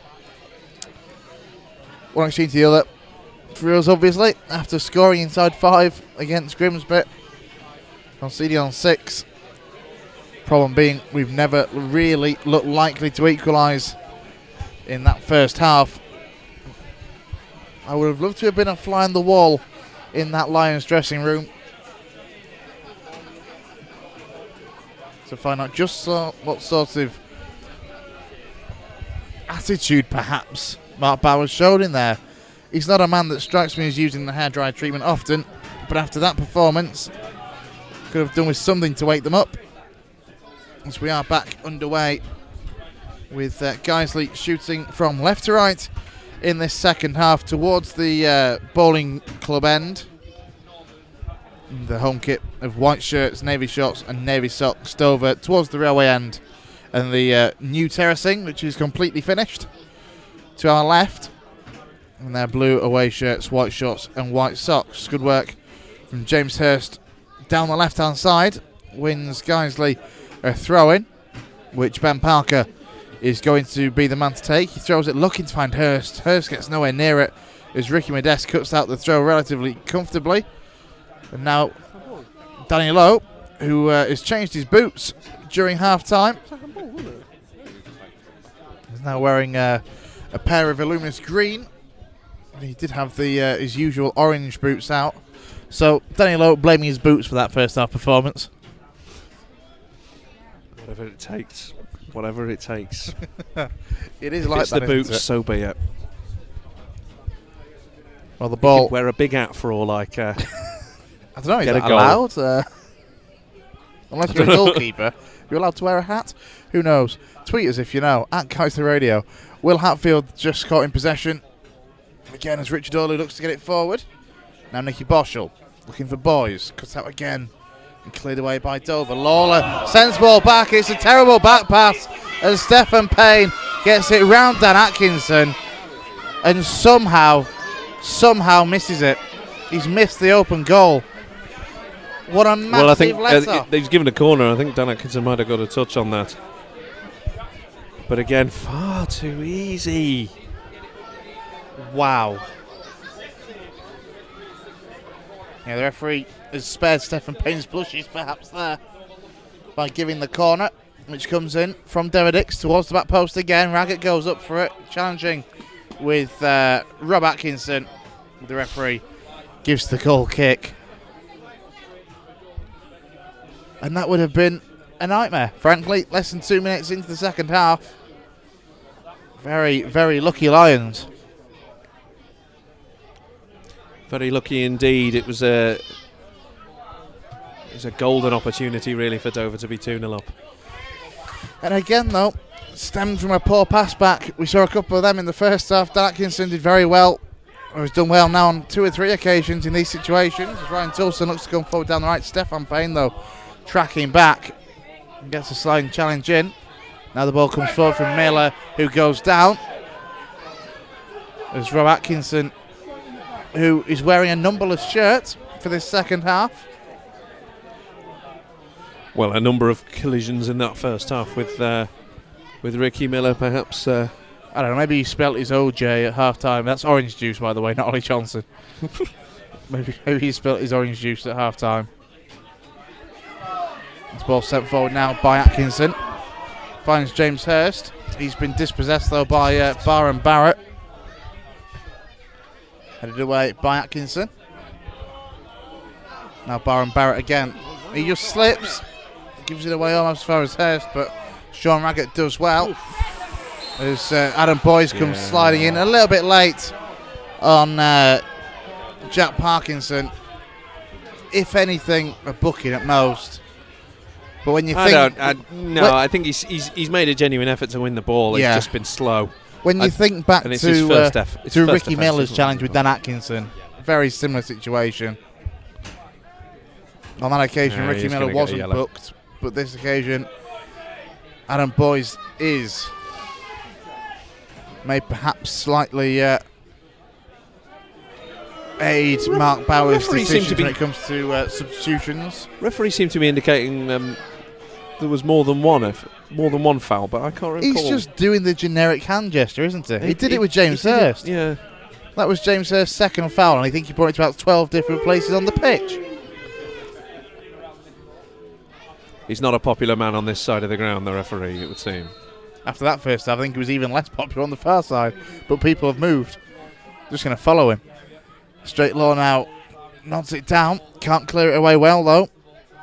Miller looks to get something on it. Lawler in there again, caught between 2 Dover players. James Hurst gets it out, but the linesman on his near side says it went out of play when James Hurst cleared it. 5 minutes gone in this second half. And generally, it started the way the second half finished. Dover looked to make the most of this. The throw-in, though, eventually cleared away by Ben Parker. Looking to find Boyes. Boyes wasn't really looking, though, to see where the ball was dropping. As Raggett sends it forward. And another throw it is on this near side. Headed away and flicked away by Will Hatfield. Now Boyes back to Hatfield. Parker jumps over it. Norburn on the halfway line, switches it, looking to find Adam Boyes. Does well, moves away from Sean Raggett though. Can't get an early touch on it. Goes down. The referee and the assistant on his near side give a free kick in Guiseley's favour. Now, I think it's fair to say at any point now Adam Boyes has been booked, he's going to look for an opponent to get booked whenever he's on the receiving end of a foul or free kick. And again, he drew the foul. It led to ironic cheers from the fans on this side. So, free kick that Nicky Boschel will deliver. Left-footed towards the near post. It drops low, takes a touch off a Dover man and goes behind for a Guiseley corner. Not a hugely great ball played in sort of about hip height. An awkward one for them to deal with. Could have landed anywhere, really. Just dealt with. So it's going to be Nicky Boschel again to deliver this one. Slightly better, more central. Drops out as far as Norburn, who strikes it first time on the turn. And what was I saying earlier on about it's a bad day when nothing's working out for Oliver Norburn? Well, keeper sort of flaps at that corner, but just about manages to push it to the edge of the box where Oliver Norburn's waiting. And every time we've seen him there this season, he's managed to slam a shot in, but just mistimed that one, caught it horribly wrong, scuffs a shot wide. Yeah, it was less slam, more dribbled well wide of goal. Guiseley, though, in possession, just inside Dover half through James Hurst. He sends it back to Ben Parker. Parker now, flicked on by Will Hatfield. Now to Boschel. Boschel challenging with Raggett. Dover come away with it. Down his left-hand side to Byron Barrett. He sends it forward. Payne knocks it down. Here's Orlu making a bit of headway. Now Nicky Devedix. Devedix flicks it out to this left-hand side where Byron Barrett is completely displaced. Ryan Toulson far too easily gets into the penalty area, pulls the ball across, cleared away so far well by Rob Atkinson as far as Hurst. Now Hatfield though, 20 yards out, sends it down the line looking to find Hurst. Orlu is there. Boschel loses out in the air. Now Toulson, again, a poor clearance though from Guiseley as they look to get the danger away. Now Boschel, Lawler into Rob Atkinson. A good first time ball down that left hand side. Finds Ben Parker. Parker up against Ricky Modeste. Can he do anything? Can he dig across out? Modeste gets the block and he goes behind for a Guiseley corner. 53.5 gone. Better from Guiseley down that left hand side. Better from Guiseley. Had to do it at pace, but got the ball out quickly to Ben Parker and asking a lot of Ben Parker to run from deep to get there. And Modeste does catch him, so Ben Parker does well to deflect it off Ricky Modeste and in. Oh, corner now comes in. Out for a corner rather. Again, Isling wide. Didn't seem to be too much in it. And we've got a goal kick for Dover Athletic. Mitch Walker with the ball in his hands. So he wanders across one side to the other. I can tell you now, Altrincham are 2-0 up on Aldershot, and Tranmere have equalised against Forest Green. That game now 1-1 at Prenton Park. So Mitch Walker clears this away downfield, headed away by Danny Lowe. He took a couple of steps forward to get his head to that ahead of the Dover man. Throw in by Sam Magri.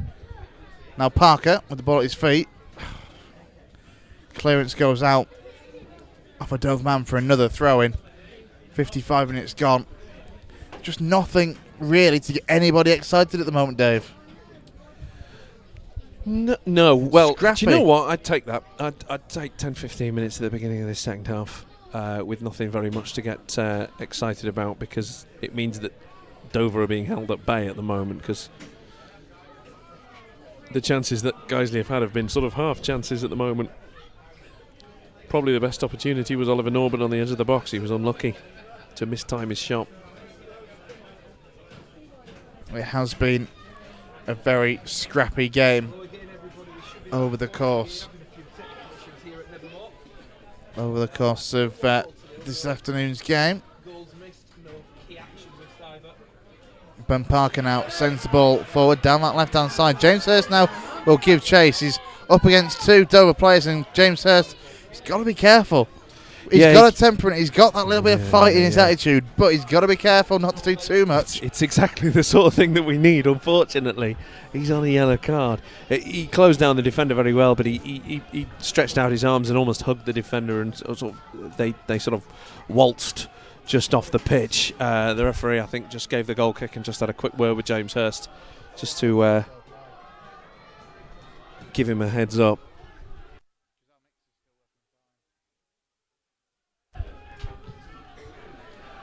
Ball sent forward now by Dover. Rob Atkinson does well, comes across. And it's further sent forward by Oliver Norburn. Adam Boyes goes chasing up against Sean Raggett. And the ball goes behind for another Guiseley corner. Good spell of pressure in the last 3 or 4 minutes for the home side. Oliver Norburn to deliver this corner. In swinging. All the way through, comes as far as Chris Kinnear towards the back post. Now Danny Lowe sends it back for Toulson. Toulson delivers the ball in. Headed away by Dover. And as the ball goes back in from Guiseley, the offside flag goes up against the Guiseley man. So, the ball in the hands of Mitch Walker at the moment. 57.5 minutes gone here on Guiseley Radio. Guiseley trailing by a goal to nil against Dover Athletic. The goal on 6 minutes from Stefan Payne after he capitalised on Will Hatfield being caught in possession between the goalkeeper and his back four, and Stefan Payne with the simplest of jobs. Finished well, to be fair, put it across goal and beyond Dan Atkinson.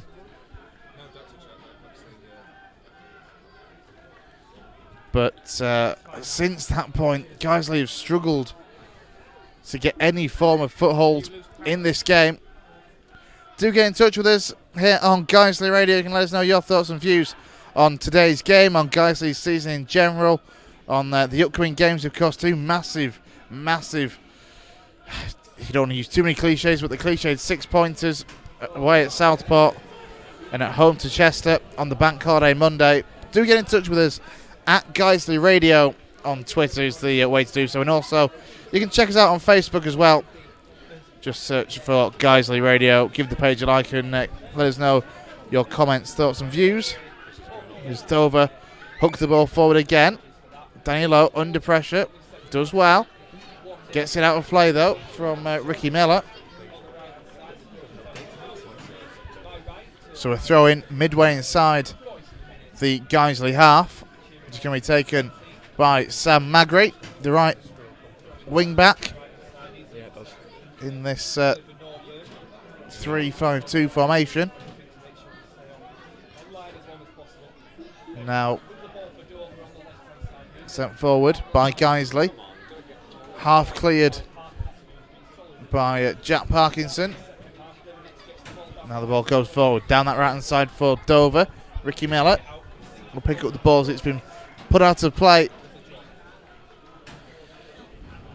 by Danny Lowe. Onto the hour mark, Dave. As things stand, what do you think Mark Bauer would be thinking about in terms of making changes or what he can do to try and turn this game in Guiseley's favour? As the ball flicked in, caught by Dan Atkinson. Well, OJ's undergoing a fairly rigorous warm-up, as I think that's Tom Craddock over there as well. I don't know that... Do you know, I honestly don't think it's the personnel. I think it's the attitude at the moment that needs to change. There needs to be a bit more input, a bit more oomph behind the side, a bit more pace, a bit more power. A bit more like this from Nicky Boschel as he runs and falls under a challenge from Richard Orlu. But he was at least pushing the Dover defence back a little. I think at the moment, Nicky Boschel, who's had a decent game, he's worked hard, he hasn't seen too much come off for him. He could be an option to be replaced as the ball is swung in from James Hurst. Too much on it. All the way across now, that far side to Oliver Norburn. Low cross into Hatfield. Picked up again by Norburn, goes down in the box. Doesn't get looked at by the referee. And the ball goes out on that far side for Dover throwing. As I was going to say, for me, possibly Adam Boyes and Nicky Boschel would be the two options to go off, perhaps to be replaced. My preferences would be Tom Craddock to replace Boyes and Ollie Johnson to replace Nicky Boschel. What would be your take on that? Because I think someone like Ollie Johnson, perhaps in this situation, he likes to run at players, doesn't he? He likes to try and cause a few problems. Well, I think probably Guiseley's best hope is knocking the ball over the top for somebody with pace to run onto, and that is OJ, and he's putting his shirt on right now. But who do you bring off at this point? It's been Norburn for the last few games. Well, Hatfield has just been caught by Richard Orlu. Goes down 4 or 5 yards outside the 18-yard box. Fairly central, but ever so slightly to the right of the D as we look towards that goal. Hatfield goes down. Orlu walks away unpunished. We'll definitely say Will Hatfield had his ankles clipped there, and will not hold any truck with anybody who says he tripped over his own feet there. So there's going to be a 4-man Dover wall. Options But this is Norburn, isn't it? This is Norburn territory, isn't it? And I've got a worrying feeling that he would be the man to come off. He's gone off in the last couple of games after I don't think the they're going to hour make the mark. sub. They're not going to make the sub until after this free kick, at least. Although Norburn's walking away now. Nicky Bosch. It's leaving it to Nicky Boschel to take it left-footed. 5 man now. Sorry, 4 men in that wall. As Mitch Walker orders one away. Boschel slips as he takes it. He goes straight into the hands of Mitch Walker in the Dover goal. 63 minutes almost gone here at Nethermore. Guiseley 0, Dover Athletic 1. Very simple save for Mitch Walker there. Ball played in, no real pace, just plucked that out of the air. Now Payne finds Devedix unmarked down this left-hand side. He lifts the ball across and it goes straight out of play. Dover is sure that Nicky Boschel got a touch on that. Nah. He stepped away. He ducked underneath it. He was watching it all the way. Now, here's a change. It's going to be Nicky Boschel. It's the change that I predicted actually just a couple of minutes ago. It's Solly Johnson who is coming on and he's replacing Nicky Boschel.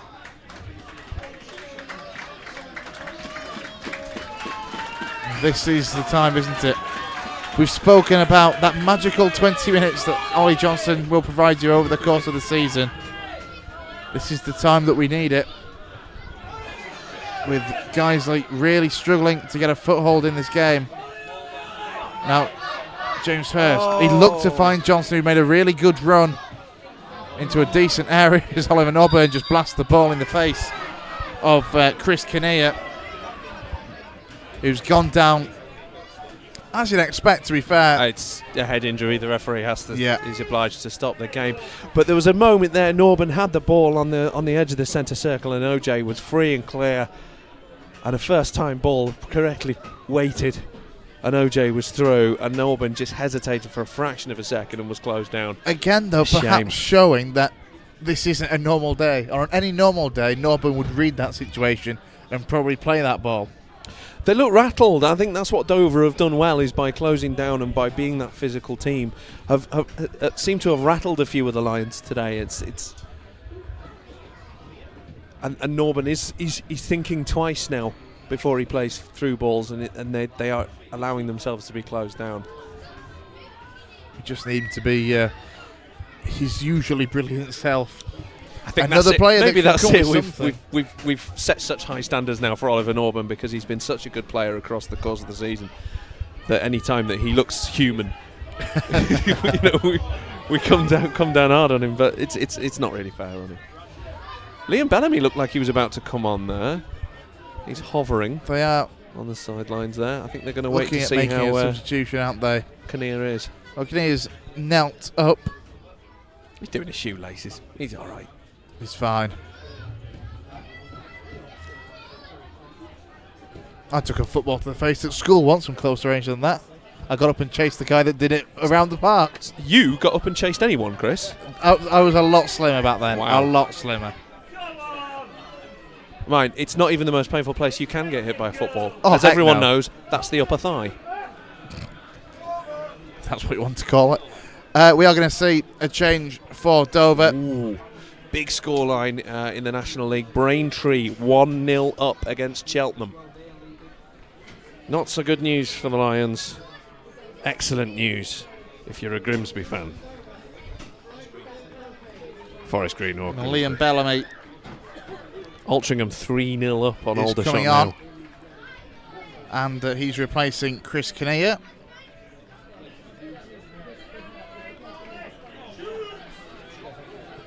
Well, we're going to have a drop ball on the halfway line. 1 or 2 cries of shoot from the home supporters. I don't know why I feel tense. Well, it's Dover that's giving it back to Guiseley. And from now until the end of the season, every time there's a drop ball situation, it's going to be met with ironic cheers. We saw it happen against Grimsby on Tuesday night as well. Great ball from Danny Lowe. Picks out Ryan Toulson down this right-hand side. Gets it now into Hurst. Toulson makes the overlapping run. Allows that little bit of space for James Hurst to form. Now Lawler. Hurst again. Back to Atkinson. Atkinson. Forward pass into the feet of Hatfield. Touches a bit of a poor one. He goes back to Toulson. He's closed down and goes back to Danny Lowe. Lowe, short ball forward into Hurst. Now Hurst again, in centre of the Dover half. Norburn. It's a better idea from Norburn, more like what we used to as he tries to spray the ball over to this right hand side. It's been knocked out by Payne. Now Rob Atkinson lifts the ball into the 18-yard box, where Ollie Johnson tried to throw himself at it, but it was just too high and behind for a goal kick. Right idea, and if Ollie Johnson had been 9 foot tall, he would have got on the end of that, but just played a little bit too high. But a bit more positivity from Guiseley there. Good little move between Toulson and Hurst down the right, and I can't say it enough times, James Hurst has been absolutely everywhere in this game today. He's really been at it today. He's really caused the defence problems. He's not quite had the breakthrough that you would hope he would have, but he's worked ever so hard today. Well, Walker takes the goal kick for Dover. It's now hooked forward by a Dover man. Rob Atkinson does well, intercepts it. Adam Boyes looks to put some pressure on the defender. But Norburn is being backed into a corner by Dover. Does very well to find Ollie Johnson. Now Boyes lays the ball to Toulson down this right hand side. Forced to turn back though by Stephen Payne. Slips, he tries to get the cross in, and it goes behind for a Guiseley corner. Well done, Ryan Toulson. Attacked them at pace, forced Stephen Payne into trying to make the block. Wins his team a corner. Now this is a chance for the Lions. Got to make the most of it.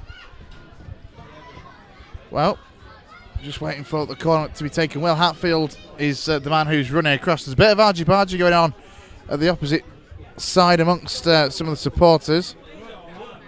But the corner is being taken, goes up towards the back post, drops out as far as almost looked like it was going to drop for Norburn. He was clattered though by Byron Bartlett. Now Byron Bartlett goes down and is given the free kick. The referee's given the free kick in his favour. He was on top of Oliver Norburn though in that situation. Yeah, I think it was just a coming together. I think Oliver Norburn was claiming for it more out of hope than expectation. So we've got a free kick which Mitch Walker is going to take.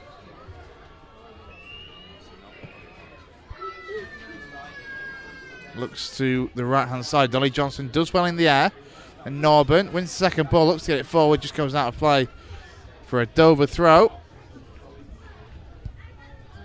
I think we are going to see a second change. Altrincham now 4 up on Aldershot.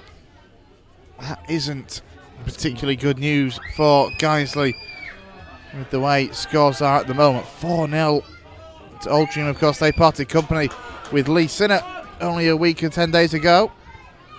Now Ryan Toulson plays the ball through to Hurst. Hurst with an early ball in, looking to find Johnson. But it was a relatively simple one for Dover to walk away from the area. As Rob Atkinson nods the ball back to Dan Atkinson. Atkinson in that battle between Atkinson and Miller. He rolls again. it low into Daniel Lowe, and that's a wildly overhit back pass from Ollie Norburn. The Dover players appeal for a pass back, but if that was a pass back, I'm the King of England, quite frankly. You can call me Your Royal Highness or Majesty. Earth to Dave. Sorry, Chris, I was watching the football. You remember the football that was going on? Guiseley were trying to mount an attack. Now Lowe goes down that left-hand side. Adam Boyes looks to give chase. Ball drops inside. Ollie Johnson was trying to run in, but he couldn't get there. Tom Craddock is getting stripped down and relatively ready to come on. He was about to take his jumper off, but... Well, no, it's still a bit nippy out there. He'll probably need his jumper on for another couple of minutes, don't worry. As soon as it goes out of play, though, Guiseley looking to make that second change. Now Rob Atkinson gives it back to Danny Lowe. Atkinson again. Goes forward, looking to find Johnson, but he's being closely marked by Magri, and the ball just runs through. Cleared away by Raggett.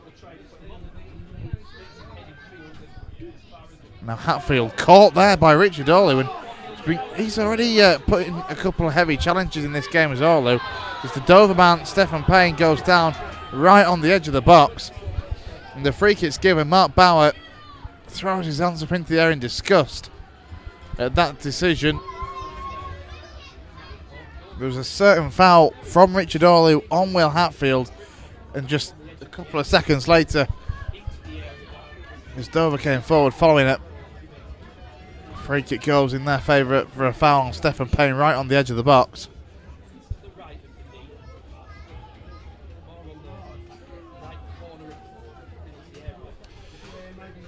Yeah, shame. A shame that. They all got a bit scrappy there, and legs flying in. And a good opportunity now for Dover to put this game to bed. Guiseley just have to be alert to this, first to this ball in. This four-man wall, try and protect Dan Atkinson's goal. Well, Devedix and Ricky Modeste, the two players stood over. It's going to be Nicky Devedix. He's got a terrific left foot. Richard Orlew makes a late run into the penalty area. Shot comes in from Devedix, read well by Dan Atkinson and claimed easily. Atkinson with a almighty throw downfield. Great first touch from James Hurst. Now Johnson down that left-hand side. Hurst will go and give chase and does well. Gets the ball out ahead of the Dover man. James Hurst still going. Gets the block in. Does the Dover defender eventually. But much better pressing play. And James Hurst is off. I was watching the ball there, Dave. Well, that is disappointing. You may have seen more than that than I did. We were afraid this was going to happen at half-time because he was unfortunately booked at the end of the first half for really, really nothing at all. He's lunged in to try and win the ball back there. It is a late challenge. It is a yellow. The real killer there was the first yellow card just before half-time. And the Lions, as if it wasn't difficult enough now, have to do without James Hurst, who arguably has been the best player on the pitch today. Without a doubt. I mean, to be fair, it's not been something that's been contested by many for the best player on the pitch in a Guiseley shirt. But now Stefan Payne comes forward for Dover. The Lions down to 10 men. Of course, we'll get the thoughts post-match from Mark Bauer on today's game, regardless of what happens. As the ball goes back towards Miller, but it just goes out of play. And you kind of feel that booking right towards the end of the first half may perhaps ruin any chance that Guiseley had of getting something from this game. But there is still 15 minutes plus added time to go. But it was hard enough work for the Lions to do it with 11, let alone being down to 10 now. Well, it's a real shame because it comes at the end of a period of play that Guiseley were actually getting out a bit more and creating a bit more opportunities for themselves. But battling well here. Johnson particularly battling well on Modeste. Wins a free kick.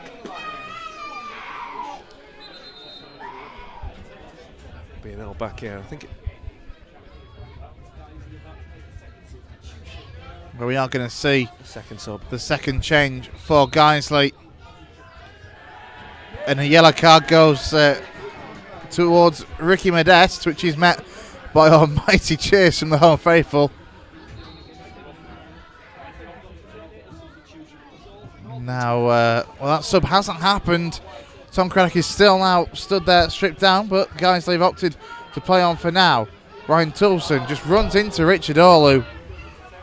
He's now got a job on to try and get back as Byron Bartlett comes down this left-hand side for Dover Athletic.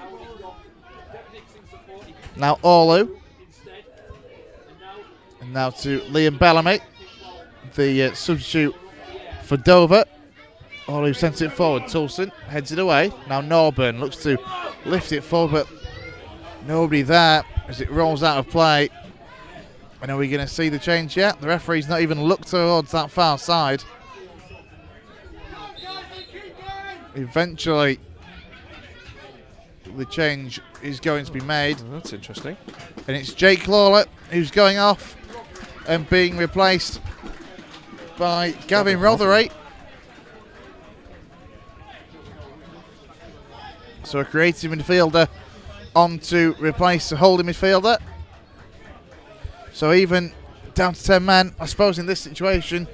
Well, what's to lose now? We're 1-0 down to 10 men. If we lose from here, nobody's going to be surprised. If we get something back, it's a miracle. Why not go for it?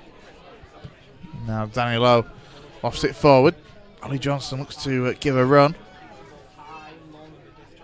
Modeste tries to win it in the air, loses out. Now Liam Bellamy sends it out to the right, looking for Miller, goes out of play. Throw-in taken quickly by Ben Parker, back to Lowe. Lowe, a lofted ball forward. Now Adam Boys wins the free kick in Guiseley's favour for a foul from Sean Raggett. Oliver Norburn is going to be the man to take the free kick. Guiseley getting everybody forward by the two fullbacks, Ben Parker and Ryan Toulson. So the free kick taken by Norburn, good height, drops all the way through, comes as far as Hatfield, who gets the shot off, forces the save from Mitch Walker. Ollie Johnson goes down in the box, shouts for a penalty from the Guiseley fans behind, nothing given by the referee as play continues. Here's Rothery. Now Norburn lifts it forward, finds Ollie Johnson. Rothery again now on the left-hand side. Norburn in a little bit of space, closed down quickly though, switches the ball well, across this right-hand side. Is it asking a bit much for Ryan Toulson to keep it in? He keeps it in but gives it away. But it's worked out well, lovely back heel from Atkinson. Toulson into the area, pulls it across goal. Surely it's not been scrambled home. Somehow Dover clear it away. Great defensive efforts from Dover. Really unfortunate for Guiseley though, as Ricky Modeste now looks to go down that right hand side. Up against Danny Lowe. Lowe does well, gets himself between Ricky Miller and the ball. And a throw in is given in Dover's favour, and perhaps just a second or two for Guiseley fans to try and get back. Well, Guiseley fans, Guiseley players try and get back. Dover have got away with one there, Chris. Dover have absolutely got away with one. A great ball in from Ryan Toulson. Real just sort of kept his head up, kept going after it, picked up on a loose ball. It's the first time though that we've put Dover in a position of them needing to do some last-ditch defending. They were scrambling for a change. As the cross comes in from Sam Magri, it stays in play, but rolls out on this near side for a Guiseley throw. And a bit more positivity there, and why not? You know, and Hatfield's tremendously unlucky from that corner as well, not to have buried the ball. It just deflects about all over the place, really. Now Devidix picks up a loose ball from the Guiseley throw, gets the edge of the box. Now Magri, good block from Oliver Norburn. Good defending there from Oliver Norburn, just stops Magri from taking a first-time shot, forces him out wide a little bit and blocks the eventual attempt. Well, we've got 10 minutes plus any added time to go here at Nethermoor. Still Guiseley 0, Dover Athletic 1. In a familiar story to the FA Trophy game, Guiseley now down to 10 men. James Hurst sent off for 2 yellow cards, the first of which very, very contentious. Score update, just gone to Lincoln City 1, Kidderminster 2. Oh boy. So the results aren't doing us any favours either at the moment. Long ball forward now from Dan Atkinson, looking to find either Ollie Johnson or Boys. Dover get a little bit mixed up there as the ball comes to Ollie Johnson down the left-hand side. Turns back onto his right foot, brings it across the 18-yard box, if he can, which he can't, as Richard Orley does very well. Now Norburn fizzes one towards goal, didn't have the pace though. Rob Atkinson absolutely fuming with Oliver Norburn. He'd made a run. He was square with Norburn. He was screaming for the ball. He was in acres of space. Could have put a decent ball into the box there. Norburn went for the glory. Thing is, that really is one of those situations where he does that and everyone gets frustrated and huffs and puffs. If he does that and puts him in the top corner, he's a hero. At the end of the day, he's not going to score those goals. I understand, though, that Rob Atkinson was in a really good position. But it's happened too often today that, you know, our midfield hasn't played with its head up today. It's been... Oh, my goodness. Guys are getting themselves into all sorts of trouble there. Parker and Atkinson mixing up and nearly giving the ball away. 8 plus added time to go. As Baron Bartlett comes down this left-hand side. Now into Richard Orlu. Finds Davidix. Turns far too easily to get away from two Guiseley shirts. Cross comes in from Barrett again. And Ricky Modeste completely catches Ryan Toulson in possession. Still too sloppy from Ryan Toulson there. And Ricky Modeste is just toying with both Toulson and Rothery there, and wins a free. I don't understand where a free kick is in that though. Two players come across to try and block him or get a tackle in, and he gets a free kick. Toulson and Rothery have closed him down. He's just waiting for the challenge to come in. Neither of them really got the chance to put the challenge in. It's not getting any better. Torquay 1 up at home to Southport today. That gap between us and the bottom four. Well, Tom Craddock is stood over by the substitutes board as this free kick is going to be taken, right-footed by Ricky Modeste, hooked away well by Ryan Toulson. Finds Johnson, good first touch. Daniel O makes the overlapping run. Still, Daniel O looks to come forward, but he's being pressured by Liam Bellamy. And the ball goes out on that far side for a Dover throw. And we are going to see Tom Craddock into the play. He is now actually got his jumper off at last. And he's going to come on and he's going to replace Ben Parker. So, formation's completely out the window as far as I'm concerned. We've got Ollie Johnson, Adam Boyes and Tom Craddock basically on as three strikers. Three at the back. It's a 3-3-3 formation, give or take. 3-4-2. With OJ and Boyes up front. You can go 3-3-1-2 with Ollie Johnson in behind the strikers. It doesn't really matter at this stage what the formation is as long as we can get players forward. As Dover almost make a mess of a clearance. Now Adam Boyes down his left-hand side wins a throw-in off a Dover defence. 5.5 plus added time to go. Doesn't matter who's playing up front. Can they score goals? Now Hatfield takes the throw, finds Johnson, who wins Guiseley the corner. As we get closer to the final 5 minutes here at Nethermore. Guiseley 0, Dover Athletic 1. The Lions reduced to 10 men. Following the sending off of James Hurst. Corner comes in, headed away by Modeste. Nodded backing towards the 18-yard box by Rothery. Finds Lowe. Now Hatfield on the left-hand side. Gets the crossing. Cleared away by Davidix. And now Norbert plays a short ball forward into Danny Lowe. He's being harried and pressed by Nicky Davidix. Gets the ball down the left-hand side. Will Hatfield up against Modeste. Too much on the ball. Too much to ask. And it goes behind for a goal kick. Bit too much to ask of Will Hatfield there. I don't feel like Dover quite know how to deal with Ollie Johnson at the moment, and if there's hope, it possibly. I mean, I always have hope in Ollie Johnson, but particularly today, he is causing them problems. His pace is causing them problems. The fact that he's trying to take them on. We don't have time to hope. We need a product. 4.5 plus added time to go. There's Mitch Walker. Takes this goal kick. Sends it downfield. Davidix flicks the ball forward. Looking to find Ricky Miller. Rob Atkinson and Miller tussle. Somehow Miller comes out with the ball. Delivers the cross to Stefan Payne. Inside the 18-yard box, but he's been stood up well by Toulson. Not well enough in the end, though. Got away a bit easily there. Dan Atkinson forced to come out and make the save. Now Craddock wins the flick on. Does well, but Boyes can't get across to pick up the loose ball. Stephen Payne there does very well. Just leaves the defence for dead. Far too much, though, didn't he? I mean, he was allowed too much room. Too much time, too much space. They seem a bit hesitant to make that challenge. I mean, after, James Hurst is going to get sent off for what he got sent off for. Tom Craddock quickly takes a Guiseley throw down this right-hand side. Adam Boyes will try and put Jack Parkinson under pressure, but Parkinson shields it, lets it go out. Going to see another change for Dover fairly shortly.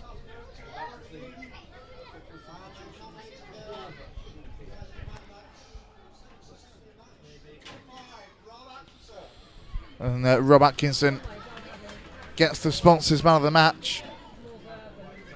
Not for me. I think the man of the match for Guiseley is currently off the pitch and in the dressing room. Absolutely, and I think had he still been on the pitch, he would almost certainly have been man of the match.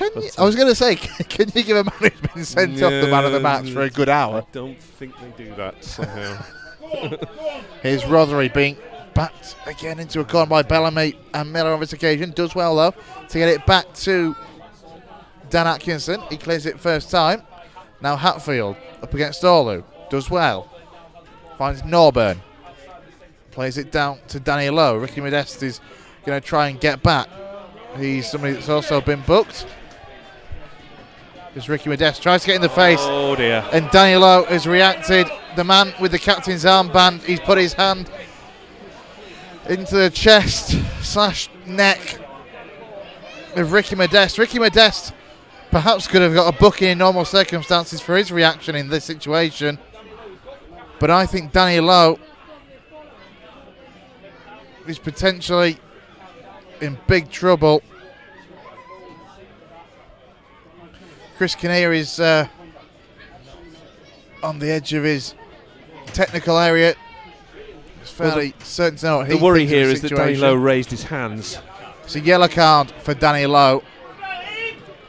And as I say, for me, if Danny Lowe gets a booking, though, Ricky Modeste could equally as much, because Ricky Modeste was completely provoking that reaction. Well, what Modeste has done there is completely remove himself from the situation, and was just having a quiet word with Mark Bauer there. About what? I don't know. He's one of those players. He's infuriating. But he's on the winning side at the moment. I'd rather be losing and not have players like him, quite frankly. As Ryan Toulson comes down this right-hand side. Now Hatfield, first time ball forward. Can boys get round the back of Raggett? The goalkeeper, Mitch Walker, comes and collects it. A minute or so to go, plus any added time. We might be looking at maybe 3 or 4, perhaps for added time. We're going to see another change for Dover fairly shortly. Well, I've had 5 subs and a red card. So it's at least 3, I think. Now Rob Atkinson. Oh, sums up tonight's this afternoon's performances. His clearance is horribly skewed. Good work from Gavin Rothery. Now Rothery again into Craddock. A little bit heavy. Hatfield takes it off Craddock. Given away as Byron Barrett now comes across. Great work from Gav Rothery. The throw-in goes in Guiseley's favour. Seems the ball ricocheted off Byron Barrett as he was going to ground. Now Toulson. Back to Atkinson. 6 minutes of added time has gone up. Ollie Johnson has got in possession by Nicky Devedix. We are yet to have that second Dover change. We are going to see that for, now. Ricky Miller clattered into the back of Rob Atkinson there and then turned around to the referee as if to say, that's a foul. Ricky Modeste is the man going off. He already should have been, just in different circumstances. Warm and rapturous applause from the Guiseley fans, I don't think. Hey-ho. So, goal kick for Guiseley, which has been taken by Dan Atkinson. We've got 5 minutes of the added time to go. Is there time for Guiseley to snatch something, but not at the moment, with Dover coming forward through Ricky Miller. Ricky Miller stood up by Atkinson, but Atkinson completely lost his track of the ball. Back to Miller inside the penalty area. Atkinson comes across. Nobody can get near him, can they? Nobody's been able to get near Ricky Miller in this game as the ball is back at his feet. Gavin Rothery will go and try to press him. Now Sam Magri taking it to the corner flag with 4 minutes 20 seconds to go. He's won a, He's how's got he a won corner. a corner? He toe poked that out. That's outrageous. He toe poked. I saw it clear as day. He toe poked it out, and the referee's given a corner. That's outrageous. All semblance of neutrality gone here on Guiseley Radio, I'm afraid. 4 minutes left. Goal down, man down. Another corner given. Dover just holding it in that corner. It is absolutely their prerogative to do. They're 1-0 up. It's a narrow lead. They don't want to give it away. They're chasing promotion. It's an important 3 points for them. But it is frustration for the Lions. Good work from Will Hatfield. He comes clear with the ball. Sends it up towards Boys. It's going to be hooked away by Dover. Rothery moves it across to this right-hand side. Very much in the last chance saloon for Guiseley. As Tom Craddock was caught in possession, lifted forward into position. Craddock would have been, but he tried to get back, stay onside, and the ball goes out for a throw-in for Dover, deep inside the Guiseley half. Still got 3 minutes of added time to go.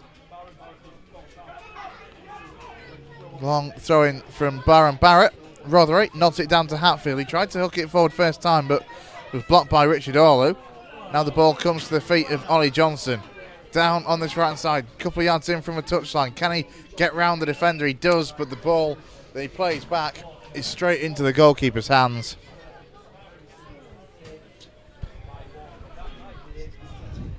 It's disappointing, isn't it? Remember, it's not the despair that kills you. I've lost the hope as well in this game. It has killed me. It's beaten me. Halifax and Grimsby will contest the FA Trophy final. Halifax 2, Nantwich 2, Grimsby 2, Bognor Regis Town 1. Altrincham still 4-0 up on Aldershot. Torquay beating Southport 1-0. Kidderminster did beat Lincoln full time 2-1. Finished 2-1 to Kidderminster there. Barrow 1, Bromley 1. Not that really makes any difference to us. Braintree 1, Cheltenham 0. Yep, the results, I'm afraid, haven't gone for us today. The luck hasn't been with the Lions this afternoon. Well, Guiseley have a free kick, which Dan Atkinson takes up towards Boys. Norburn finds Danny Lowe. 2 blue shirts. Norburn looks to get it forward quickly. Finds Ollie Johnson, but he's been dispossessed, and then advantage is given in Dover's favour. Stefan Payne comes down this left-hand side. Now moves a bit more central. Looks to run across the edge of the 18-yard box. Still Stefan Payne. How has nobody got a challenge in there? Stefan Payne, still Stefan Payne. Gets into the 6-yard box. Eventually is dispossessed. Will Hatfield will clear it. Only as far as the edge of the 18-yard box. Shot comes in from Dover. Dan Atkinson deals with it. And Atkinson sends it forward, and it's been headed away and out of play by Sean Raggett. We've got 50 seconds left. Everyone, we've got to throw. Everyone up. Why not? Now Boys loses out in the air. Orlu flicks it away for Dover. Hatfield. Parkinson tries to put his foot through it. Puts it out for a throw-in right on the halfway line, which Ryan Toulson will take. We've got to get this ball forward with 20 seconds to go. Adam Boys, neat little flick up towards Craddock.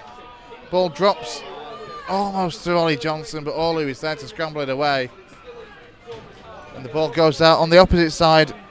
5 seconds by my watch, which is pretty much, it's up now, and we've not even taken the throw in. Rothery, back to Hatfield. It's got to go into the box. Ollie Johnson, it bounces up. Still with Ollie Johnson. Crossfield ball, looking for Toulson. Toulson with Stefan Payne. Toulson again gets the ball in. Cleared away by Dover, out for a Guiseley throw. Checking the watch by the referee. We're into added time.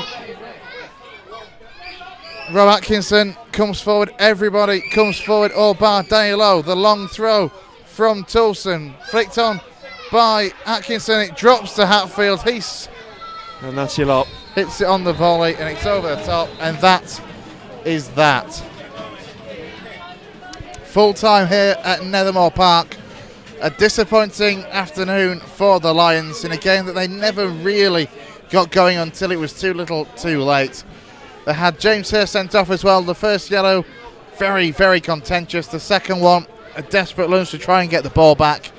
Stefan Payne put the visitors ahead after just 6 minutes, capitalising on some poor possession play by Will Hatfield, caught in possession 10 yards out or so from goal, and Stefan Payne did the easy job of putting it into the back of the net. From then on, Dover didn't trouble too much, but neither did Guiseley. Full-time here from Nethermoor. Guiseley 0, Dover Athletic 1.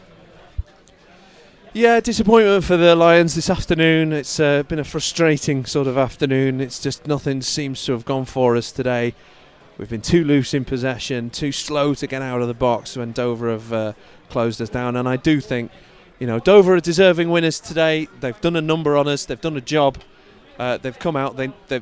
I think they've picked out some of our weaknesses. They know they're going to draw fouls. They know how James Hurst plays, and they've used it to their advantage. They've got a bit lucky. They've got their noses in front early doors, and it was always going to be an uphill struggle to get back from that. I think we rallied. I think the way we performed with 10 men is to be admired, and it wasn't going to come off for us this afternoon. We could have played for another 3 hours and still not scored.